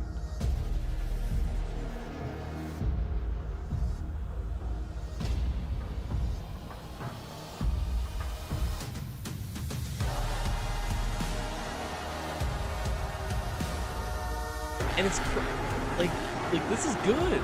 Again, it's crazy. I feel like we're doing a better job than what they're doing. Like you saw some of the edits that I did, and now this video for Who's Ready for Monster Jam. Like The quad up thing you did. Oh man, I seen it on Instagram like last year. I was like, oh, this is a banger.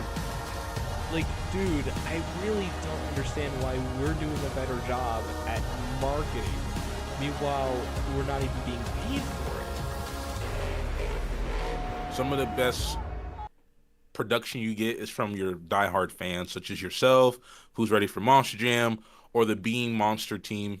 And I feel like a lot of people do it better than Monster Jam within their own community. Even the graphics, there's this creator, Diaper Brawny Boy, I think his name is. I might be butchering his name, but he makes all the renders that I use in my video. Like he Mm-hmm. has like over like 8,000, I think 8,000 or 6,000 renders of monster trucks from Monster Jam and independent tours.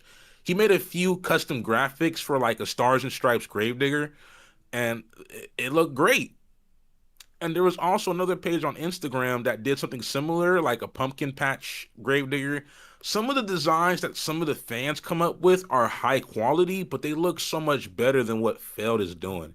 And I don't get where we went wrong at, man. Like I don't like the live streams. I always prefer the speed days or even the Fox Sports Series days and as big as it gets tour days. Like I like those because they're highly produced and the marketing that they do within the actual editing of the video isn't like, oh yeah, guys, this is made for a 5-year-old. No, it's made for Monster Jam fans, whether you be 10 or 30. Like it's neutral. It's not like it's leaning in one way where you have the Monster Jam shows start off with the little song, and then what's even worse is you got some drivers that still work there that yearn for the older days of Monster Jam because it's like we say it, we're haters, But when people like Ryan Anderson, Adam Anderson, and the driver of Shogun's Shaker saying that, no one has any smoke for them. No one has any problems.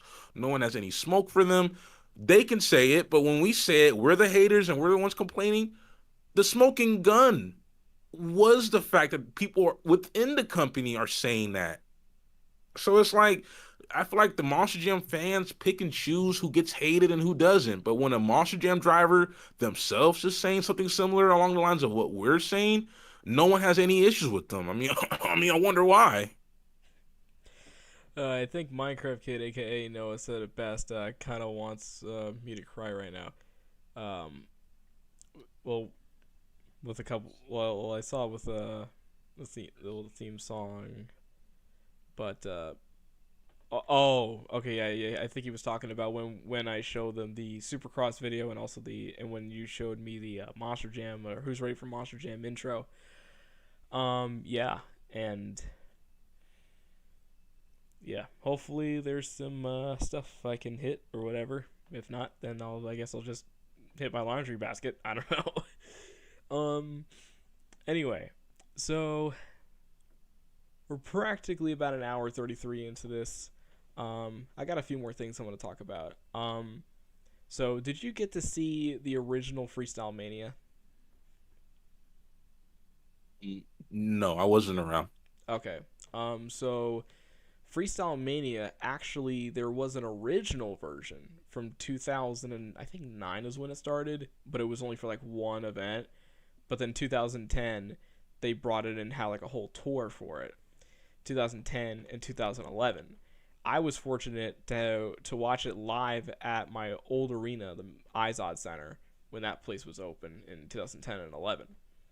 So they started off with like you know that dancing car that some people would do at like some car shows where they had like hydraulics and then like they would make the car shake and shit like that. Oh, where like some pieces of the body come off and start spinning and stuff. Yeah. They have like a remote, and then they would like mess with the hydraulics and it would go like up and down and crazy and stuff like that. Like that was like to start it off just to get the fans a little warmed up.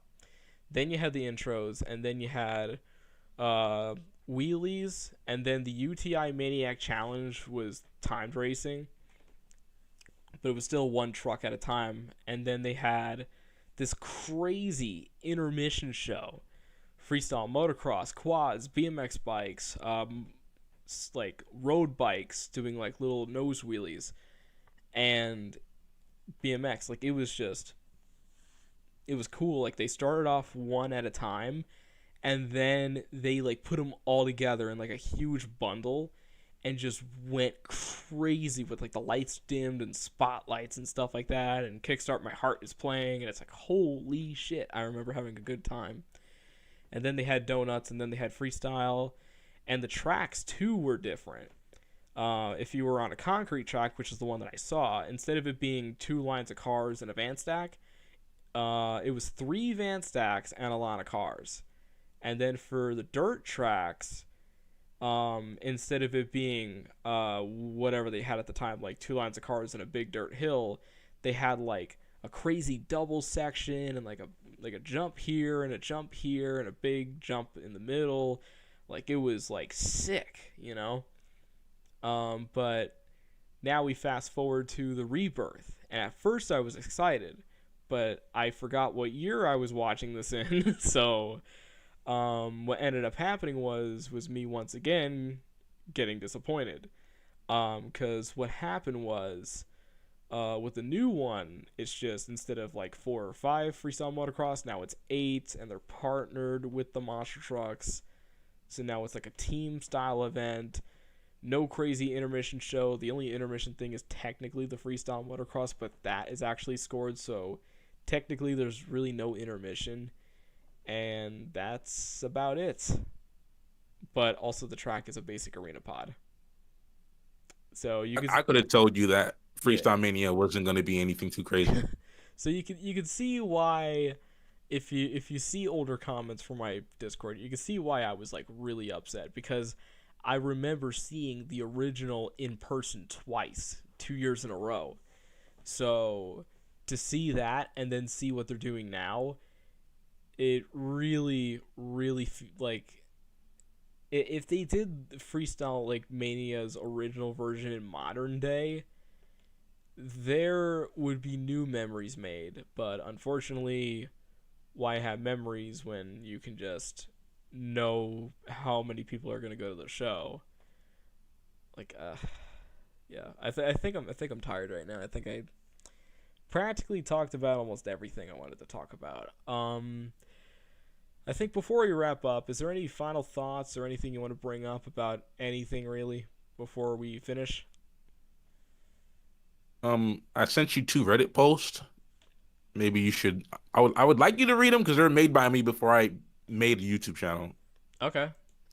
I sent you the one about the track and how I said the second one, which is I think a crazy hot take, that Monster Jam died, but it became a new identity.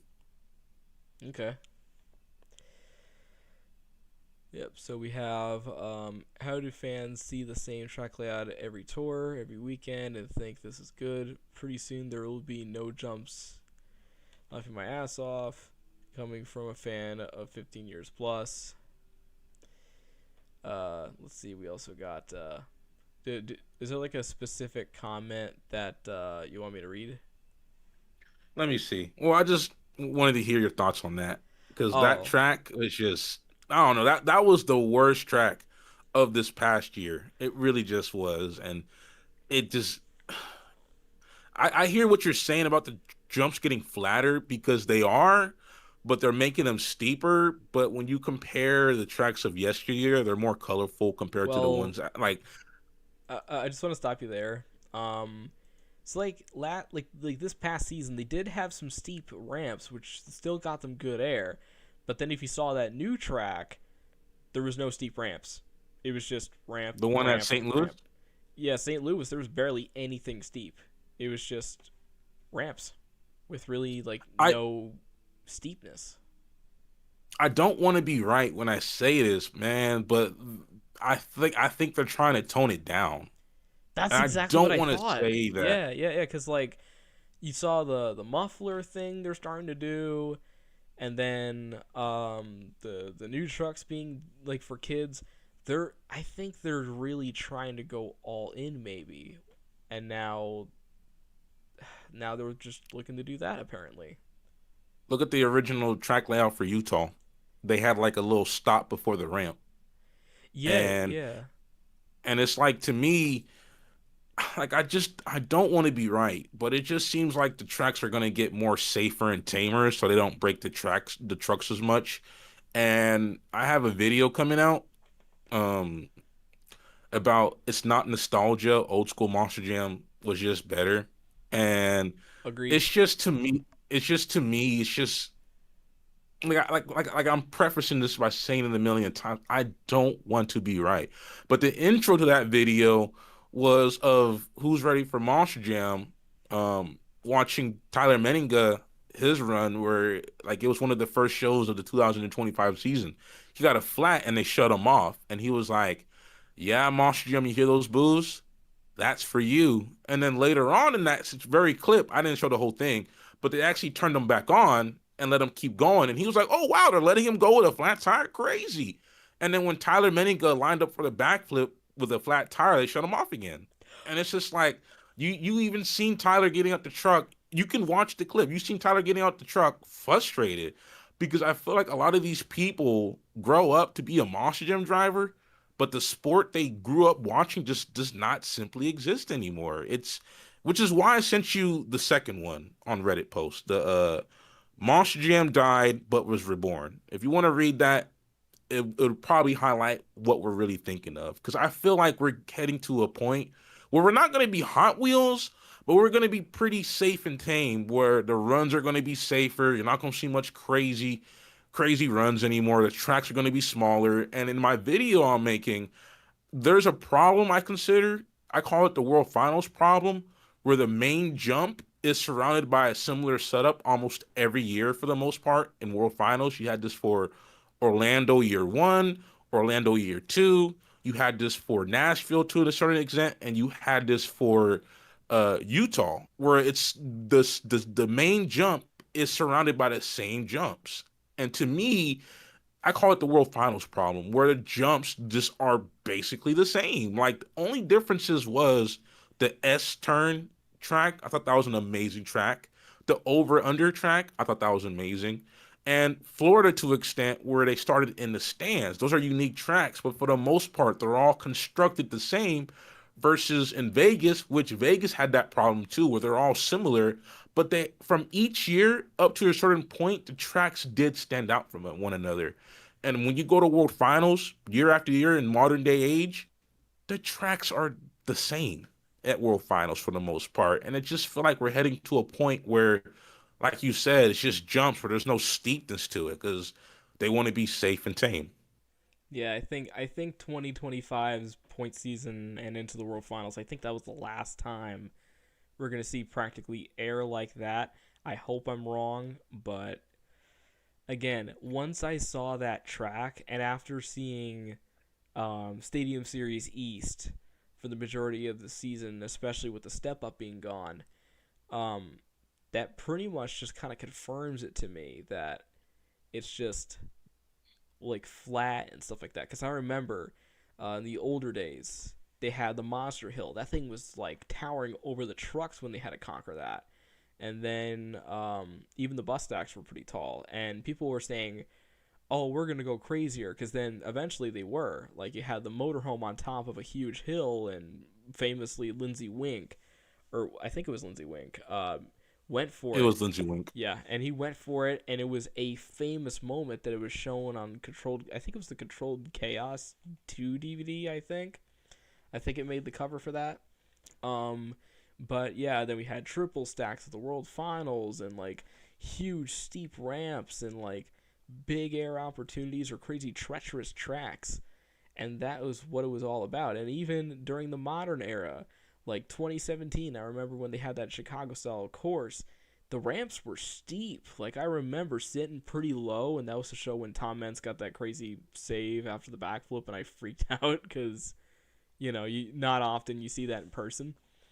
But freaking like seeing those ramps, they were like really really steep, and then seeing like Jester do a big sky wheelie or like Tom just going for air or Ryan just doing a typical Ryan Anderson run. They were just getting huge air off of just a basic stadium track. But and then also going into the arenas, even the original like few versions of the arena pod from the early years, there was some steep parts to it. Like the middle ramps, they were like crazy little gaps to kind of like go over, and it was just really really sick to see. But now everything's flatter, and even I saw photos of the reincarnated Chicago style course. To me it looked flat as well. The middle ramp was the ski slope, but instead of it being steep on the one side and steep on the other into like different aspects, they just looked very flat. Like one was a distance ramp, and then the other one you kind of got some air, but not a lot. And then you had another one that's just kind of simple. Like, like I like even in modern day Monster Jam. Actually, you know what? We're not gonna call it modern day Monster Jam because I think that term has been driven into the ground. And even like 2017 or 2018 to at least 2025 to the next year, we've seen so many changes with the track anyway, even if it looks somewhat the same. What would you call the name of this technical newer era of Monster Jam? A lot of people aren't gonna like this, but I call it the circus era. Yeah, either that or I guess kid era or something. I don't know. We'll have to find a name, I guess. The Weenie Hut Junior era. If Like Monster uh Jam is super Weenie Hut Juniors, but we're Weenie Hut Junior, and we're nowhere near Hot Wheels, but we're getting there. Like Hot Wheels is somewhat stepping their game up, but even then they're pretty safe and tame. yeah. And it's like I just don't like saying this, man. I just don't want to see the tracks become safer, cookie cutter. And I feel like we're heading in a direction where, like you're saying, the tracks are getting flatter. Because to a certain degree, you're right. I don't like seeing the ski slope because the mounds back in the day, like Jacksonville 2009, 2010, for example, were bigger. And the jumps at World Finals, especially World Finals, I think 11, I think it was. 11 was pretty insane. The triple bust jump was pretty insane. And then to a certain degree, around 2013 and 14, the track started getting a little bit more smaller in terms of jumps. But it's just that we've been heading down this road for a while. And I think if you are paying close attention, you can notice that. And I noticed it, you noticed it. And I think pretty much deep down inside, uh, I would like to I would like to say this for the most part. I think most fans can see what's going on. And they don't want to admit it because they're fans, right? They don't want to critique it, they don't want to criticize, they don't want to be labeled a failed hater or a baby. But I feel like deep down inside, every Monster Jam fan knows where we're exactly heading. And they don't like people like us because we remind them of the cracks that are starting to show, the writings on the wall. 2026, for the most part, even worse in terms of lineups. Like 23 trucks, or I think 26 of them are duplicates. They're duplicated. Like great, there's multiple Grave Diggers, multiple El Taros, Megalodons, Sparkle Smashes.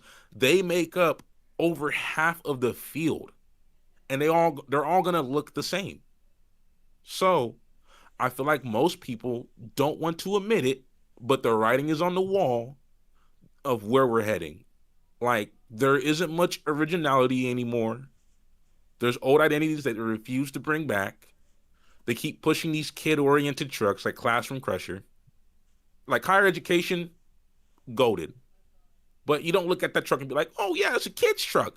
You look at Classroom Crusher, they have all the Monster Jam identities as literal kids, man, and they market insanely towards the kids. And Tim Horn made a video about some drivers exposing the inner workings of Monster Jam, and I also had a Sean Dihun, I don't know his Dijon. last name. He comments on my videos pretty often. I don't know if Really? he that's real. Yes. I don't know if that's really him, but he mentioned something on my recent video, the one I made about you and your comments. You can look it up. Yeah. I Oh, just want to say before you say anything, I can confirm that is Sean because I remember him commenting on one video. It was a rant video back in like I think 2023, and I took it down because at this point it's outdated because there's like more important problems now compared to what I said before. But yeah, I vividly remember him commenting. Yeah, so he had choice words, and I would like to read it. He said, "As an older fan and driver, I can sum it up in one word: corporate. If the fans knew what really went on behind the scenes, they might not be fans anymore. For me, I'm a fan of the drivers. I can't be fans of the trucks anymore because it truly has become a circus. Yes, the multiple trucks, drivers in one truck this week, but then this week, that week, the tracks or the trucks that don't belong in the finals only to be put there because of what they drive and who they know. It all comes down to corporate decisions. And I agree with that because there are people who believe that the point series is legitimate. No discredit to these drivers, but if the point series were always legitimate, you wouldn't see Jim Kohler in the World Finals at all because he's always finishing at the back half. But it's a tradition. I get it. You wouldn't see Christian Anderson. You would see people like Tony Oaks or the Robinsons in the World Finals. I don't care if they blew up the World Finals format to 28 drivers because I bet my life savings on it that over 10 trucks are going to be either there's going of course you're going to have 4 or 5 grave diggers, and this next year you might see 3 or 4 sparkle smashes in the main field. I can't believe I'm saying that, but at least 10 to 12 identities on that field are going to be duplicates. Like this was not a problem in old school Monster Jam. When you had multiple Gravedigger drivers, they put them in older identities. Why not bring the older trucks out of retirement, like Captain's Curse, Alien Invasion, Backwards Bob?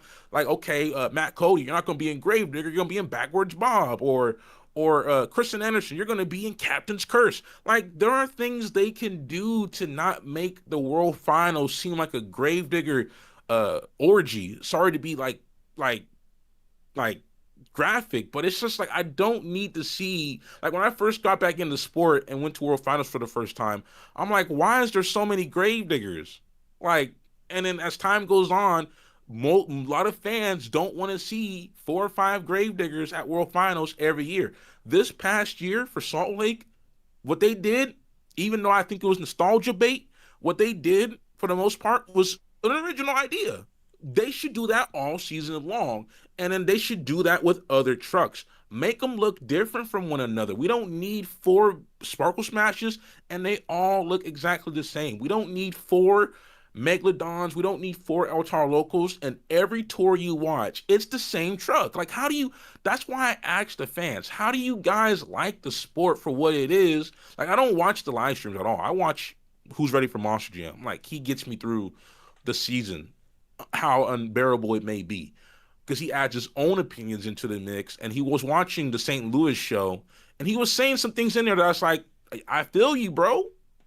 She's jumping into a motorhome. Whoa. Like, bro, it's a slap in your face. But I would like you to read that Reddit post I sent you about Monster Jam's identity changing. Because I think that really sums up how most fans feel, but don't want to admit it. Yeah, and it again, it's quite a lot of stuff this year, and but also it's been kind of piling these last few years, and I think ever since the World Finals schedule was revealed the first time, I think that was finally like the breaking point for a lot of fans, but I still stayed.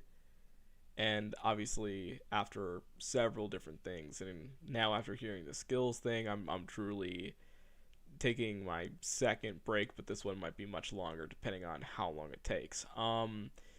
Now going into the end of our stream, since we are practically reaching the almost the 2 hour mark, and this one might be the longest one we've ever had.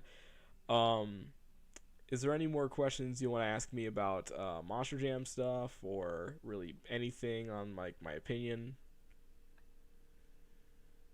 I think it's pretty sad. You feel alienated. And what I know you said the things were piling up, you know, and you've already mentioned some throughout the video. But what do you think Moss Gym can do to like reel you back in? And like, what are some of the things that, like, how long? Like, 2 questions: how long did you think about taking a break?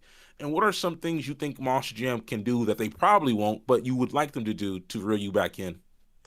So I actually first took a break in 2023 after the kid videos and the theme song came out. I took that season just to do racing that year because obviously I bought a car at the time and raced at Middletown. And then once the track got sketchy, I sold the car because I thought they were going to close down, but they cheated death. But I came back after seeing the Superstar Challenge. That brought me back. And then 2024, I saw all the kid stuff that suddenly appeared during the event. And I still said, okay, I'm just going to let that pass. That's something, but I'll let it pass. Then I saw the drivers. The personalities of them are very cool, so that kind of reeled me back in as well. And some of the cool moments from them. And then eventually we got to the streaming coming back, and that got me excited again because it's like, oh my god, the events are coming to like, their channel. It's like streamed, and we get to watch them and keep up with them. Like that's gonna grow the sport. And afterwards, I eventually moved to 2025, and everything seemed like it'd be like 2024, where I got high hopes. But then I saw the crash course thing, obviously in 2024. But I still said, like, even though that I had a funny edit, I think it's still out there somewhere. I think I probably saved it and put it on one of my meme videos. I made a meme about it, but I still said, all right, I'm still gonna stick around, although that's like a separate video because that could be just focused on the side. Who cares how many times they advertised it, which they advertised it like crazy. on their socials, but I still said, okay, let's just focus on other stuff. 2025. What ended up happening was eventually we had the Monster Jam freaking World Final schedule change, and I never seen the community that go that crazy before. Like I've seen all the different things that Monster Jam has done, like the Crush Car thing and this thing and that thing, and it was always split. But that time the community went ape shit over the schedule, and I was like, holy crap! Like I know the schedule's bad, but also I've never seen it get that It was crazy before. garbage. Yeah, because I never seen everyone go like, dude, this sucks and whatnot, and I was like, oh my god, everyone's united. That's the first time that's ever happened. Um, and then I saw the Stadium East track, and I thought, okay, a little flat, but it kind of reminds me of Stadium Series West, and then the other track is steep, so okay, I can work with this. And plus, there's a ramp that's steep that you can hit and get some big air. Okay, I'll work with it. Then we got to the World Finals. I barely got to watch the World Finals except to like the next morning, and then like I saw the second half of the World Finals. I saw Tyler Menega ended the World Finals with just him flipping over because truck issues, no encores or anything, and I thought, okay, why did the World Finals end off like that? And I still said, okay, just keep on trucking, you're all right. Then Freestyle Mania came back. I'm like, oh, this looks cool, and I like the presentation of it.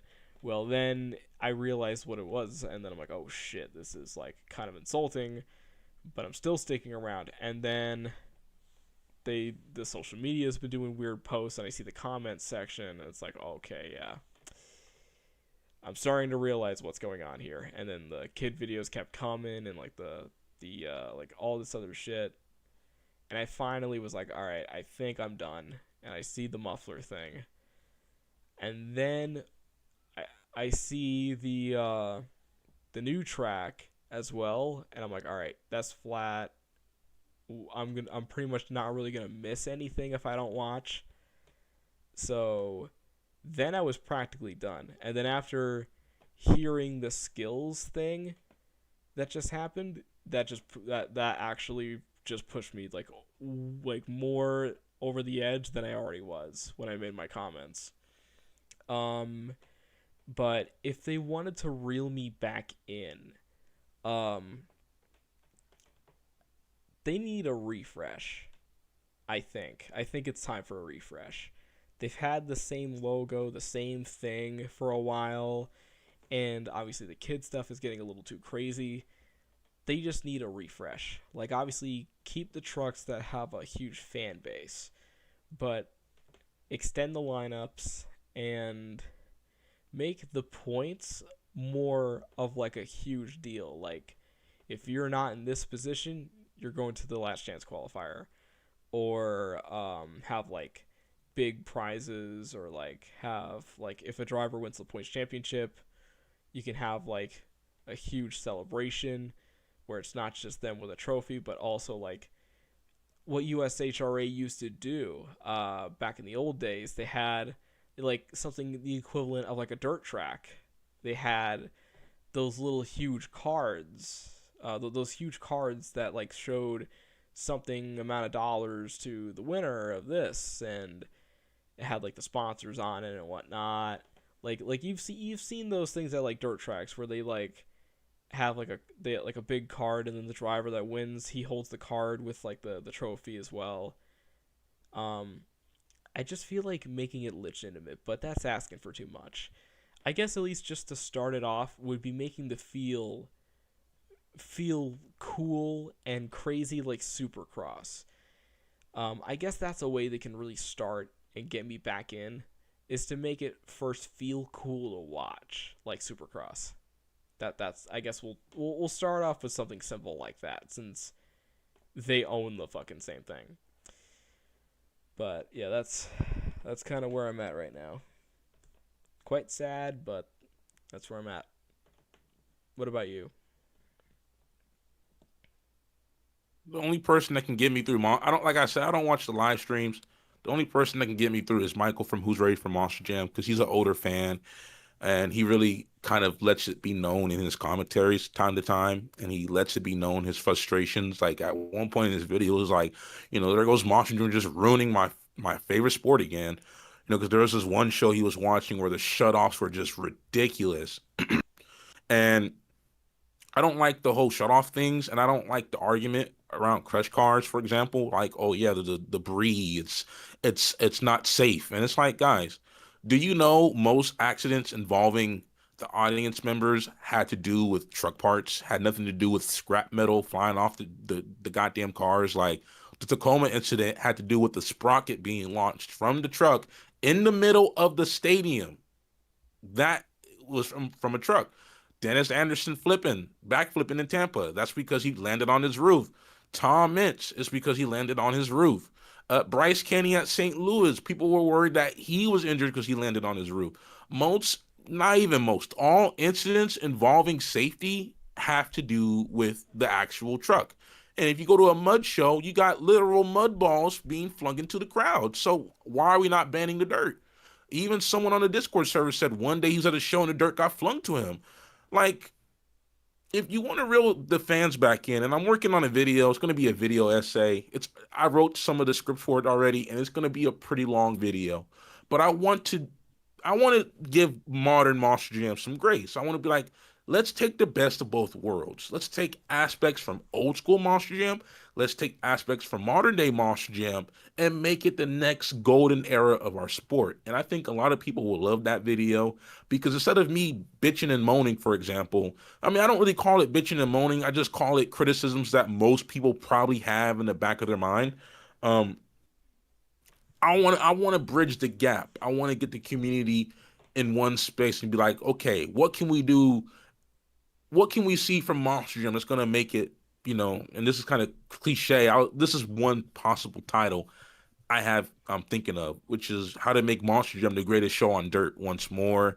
Another title I had was Make Monster Jam Great Again, but that's kind of too political for me, and my lady was telling me that. And I think the video title I will be running with was is the the next golden era of Monster Jam, hypothetically speaking. And in that video, I'm exploring or will be exploring solutions to make Monster Jam great again. And I don't want to see the sport go the direction it's going. And I think that video is going to provide a very good outline of how we can make the sport great again, such as the inclusion of certain obstacles that, because I don't like the whole embedded cars thing, but there are tracks from yesteryear that were somewhat embedded that you can work with, and you could do what like Toughest Truck Throwdown does, which is they have old school Monster Jam is tracks, but they also have two wheels skills in mind included in the track build of it, which is why I they caught my eye. So you can make tracks from old school and new school and blend it into one and make it accommodating for two wheels, but also have the uniqueness and the passion put into it to give this track a new coat of paint. And I think we're at a point in Monster Jam where it's too corporatized that a change is needed. I don't mind the song. The song's kind of cool, cringy but catchy. Rec Deck is kind of the Rec Deck is the most ugliest truck, but the theme song is a step in the right direction. I love the theme song. We need to see more trucks like Lucas Oil Stabilizer. We need to see more trucks to a certain degree of higher education, not higher education, Classroom Crusher, where it's not a crazy 3D body.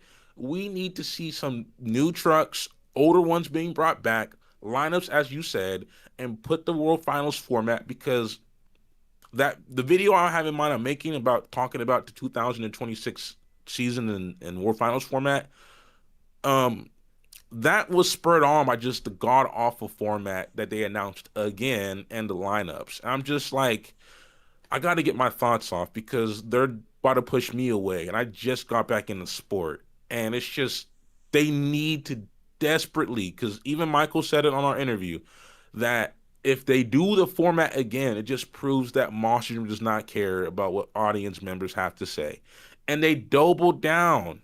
And maybe, and what this is what's really going to piss me off is the last aspect of Monster Jam has been stripped away.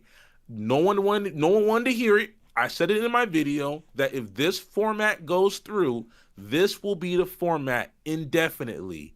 They're doing it for a second year. And maybe when they leave Utah, but apparently they're, or this is a rumor, so please take it with a grain of salt. Western Racing said on his YouTube channel that Salt Lake might be the location for the 2027 World Finals. And Regan, to a certain point, was like, there's no city bidding for World Finals like that. So I think the new Vegas is going to be Salt Lake City. I don't want that to be the case, but I think that there are some in the fandom that really believe that Salt Lake is going to be the new Vegas. And I think we're going to see this format that they announced this past year be the permanent format from now on. And that's the last nail in the coffin for what made Monster Jam truly great. And they need to desperately stop the course they're on, go back to the drawing board, listen to the fans, listen to the drivers themselves who said the things they've said, and stop alienating folks, because we're the ones that are always going to come back with our families. And there are even people on the Reddit pages that feel the way we feel, which is like, you know, we're not Hot Wheels, at least. That's not a bar we should be comparing ourselves to. To even think that means you know there's something wrong. You just don't want to admit it. Most people don't want to admit it. I get it. But we need to seriously start discussing solutions for Monster Jam isn't Monster Jam anymore. All right, and now, is there any final things you want to say? Because now we are just about to wrap up the podcast episode, and I think it's late enough. We actually went through 2 hours actually, because we had a lot to talk about. Yeah, is there any final thoughts you want to say, whether it involves your channel or Monster Jam or whatever you want to get off your chest? Um, Not really. I will be making more videos, maybe constructive, videos like I just mentioned about what can we do to make Monster Jam great. But I do want to appreciate you for inviting me onto your show. It was the first invite I got from any Monster Jam content creator. I want to thank you for giving me a chance. And if you are giving Monster Jam a break, I'm really gonna miss your content because there isn't much people out there who aren't afraid of voicing their opinion. And I really believe, because I'm not sending shots to anyone on YouTube, but there isn't much people like us who are willing to just give their honest opinions because they're trying to appeal to Monster Jam fans, not just passionate fans, and I really enjoy the work you do.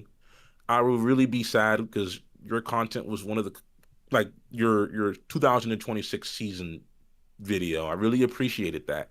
There's only like two other videos that exist on YouTube that are talking about it, and we need more people like you. And I'm just sad that the sport turned you off.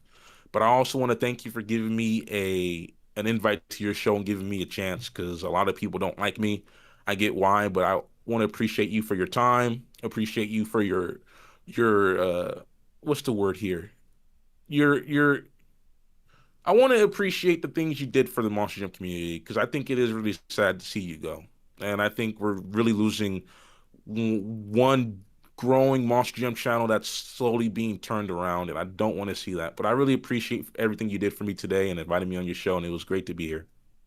Yeah, of course, and also, and again, yeah, it's something I didn't want to do, but it's just been a thought, like, ever since all these changes happened, and then, like, the kid stuff kind of got too crazy for me, and, yeah, but luckily, though, I'm not leaving, like, monster trucks as a whole, because, there's, like, all sorts of different tours that I'm going to. I mean, if you see Motorsports Hour, that, like, pretty much lit a new fire in me, and that's to kind of get better at editing and showcase like shows in like a different light and make it feel really really special.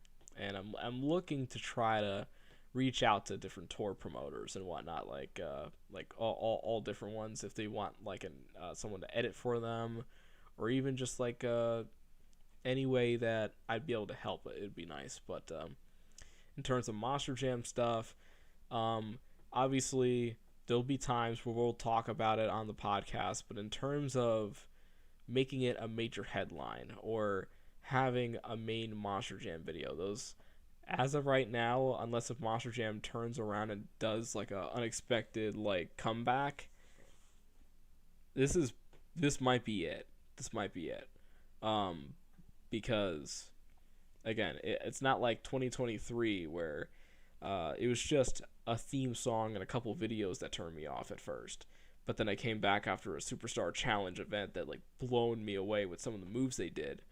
Um, but it's just a huge amount of choices that they did throughout these last few years, combined with the channels getting very odd with their videos more, and the events themselves adding new things that are like making me feel embarrassed to go to a show now because I feel like I'm too old now, which was never a problem until the last few years.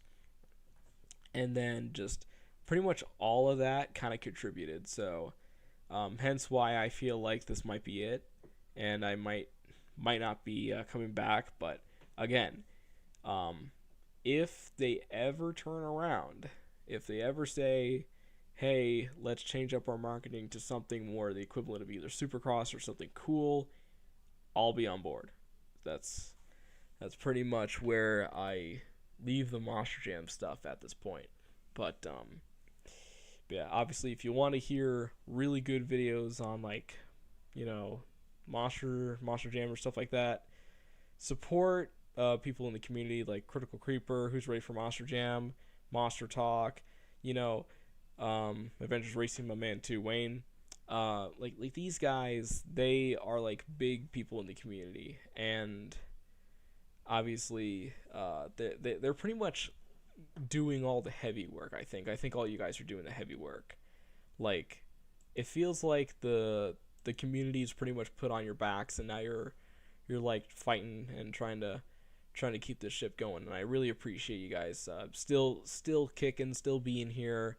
And obviously, people are going away like Reagan and myself, but yeah, there's more people coming up, and hopefully the community at least gets on the right track and continues to do so. I agree.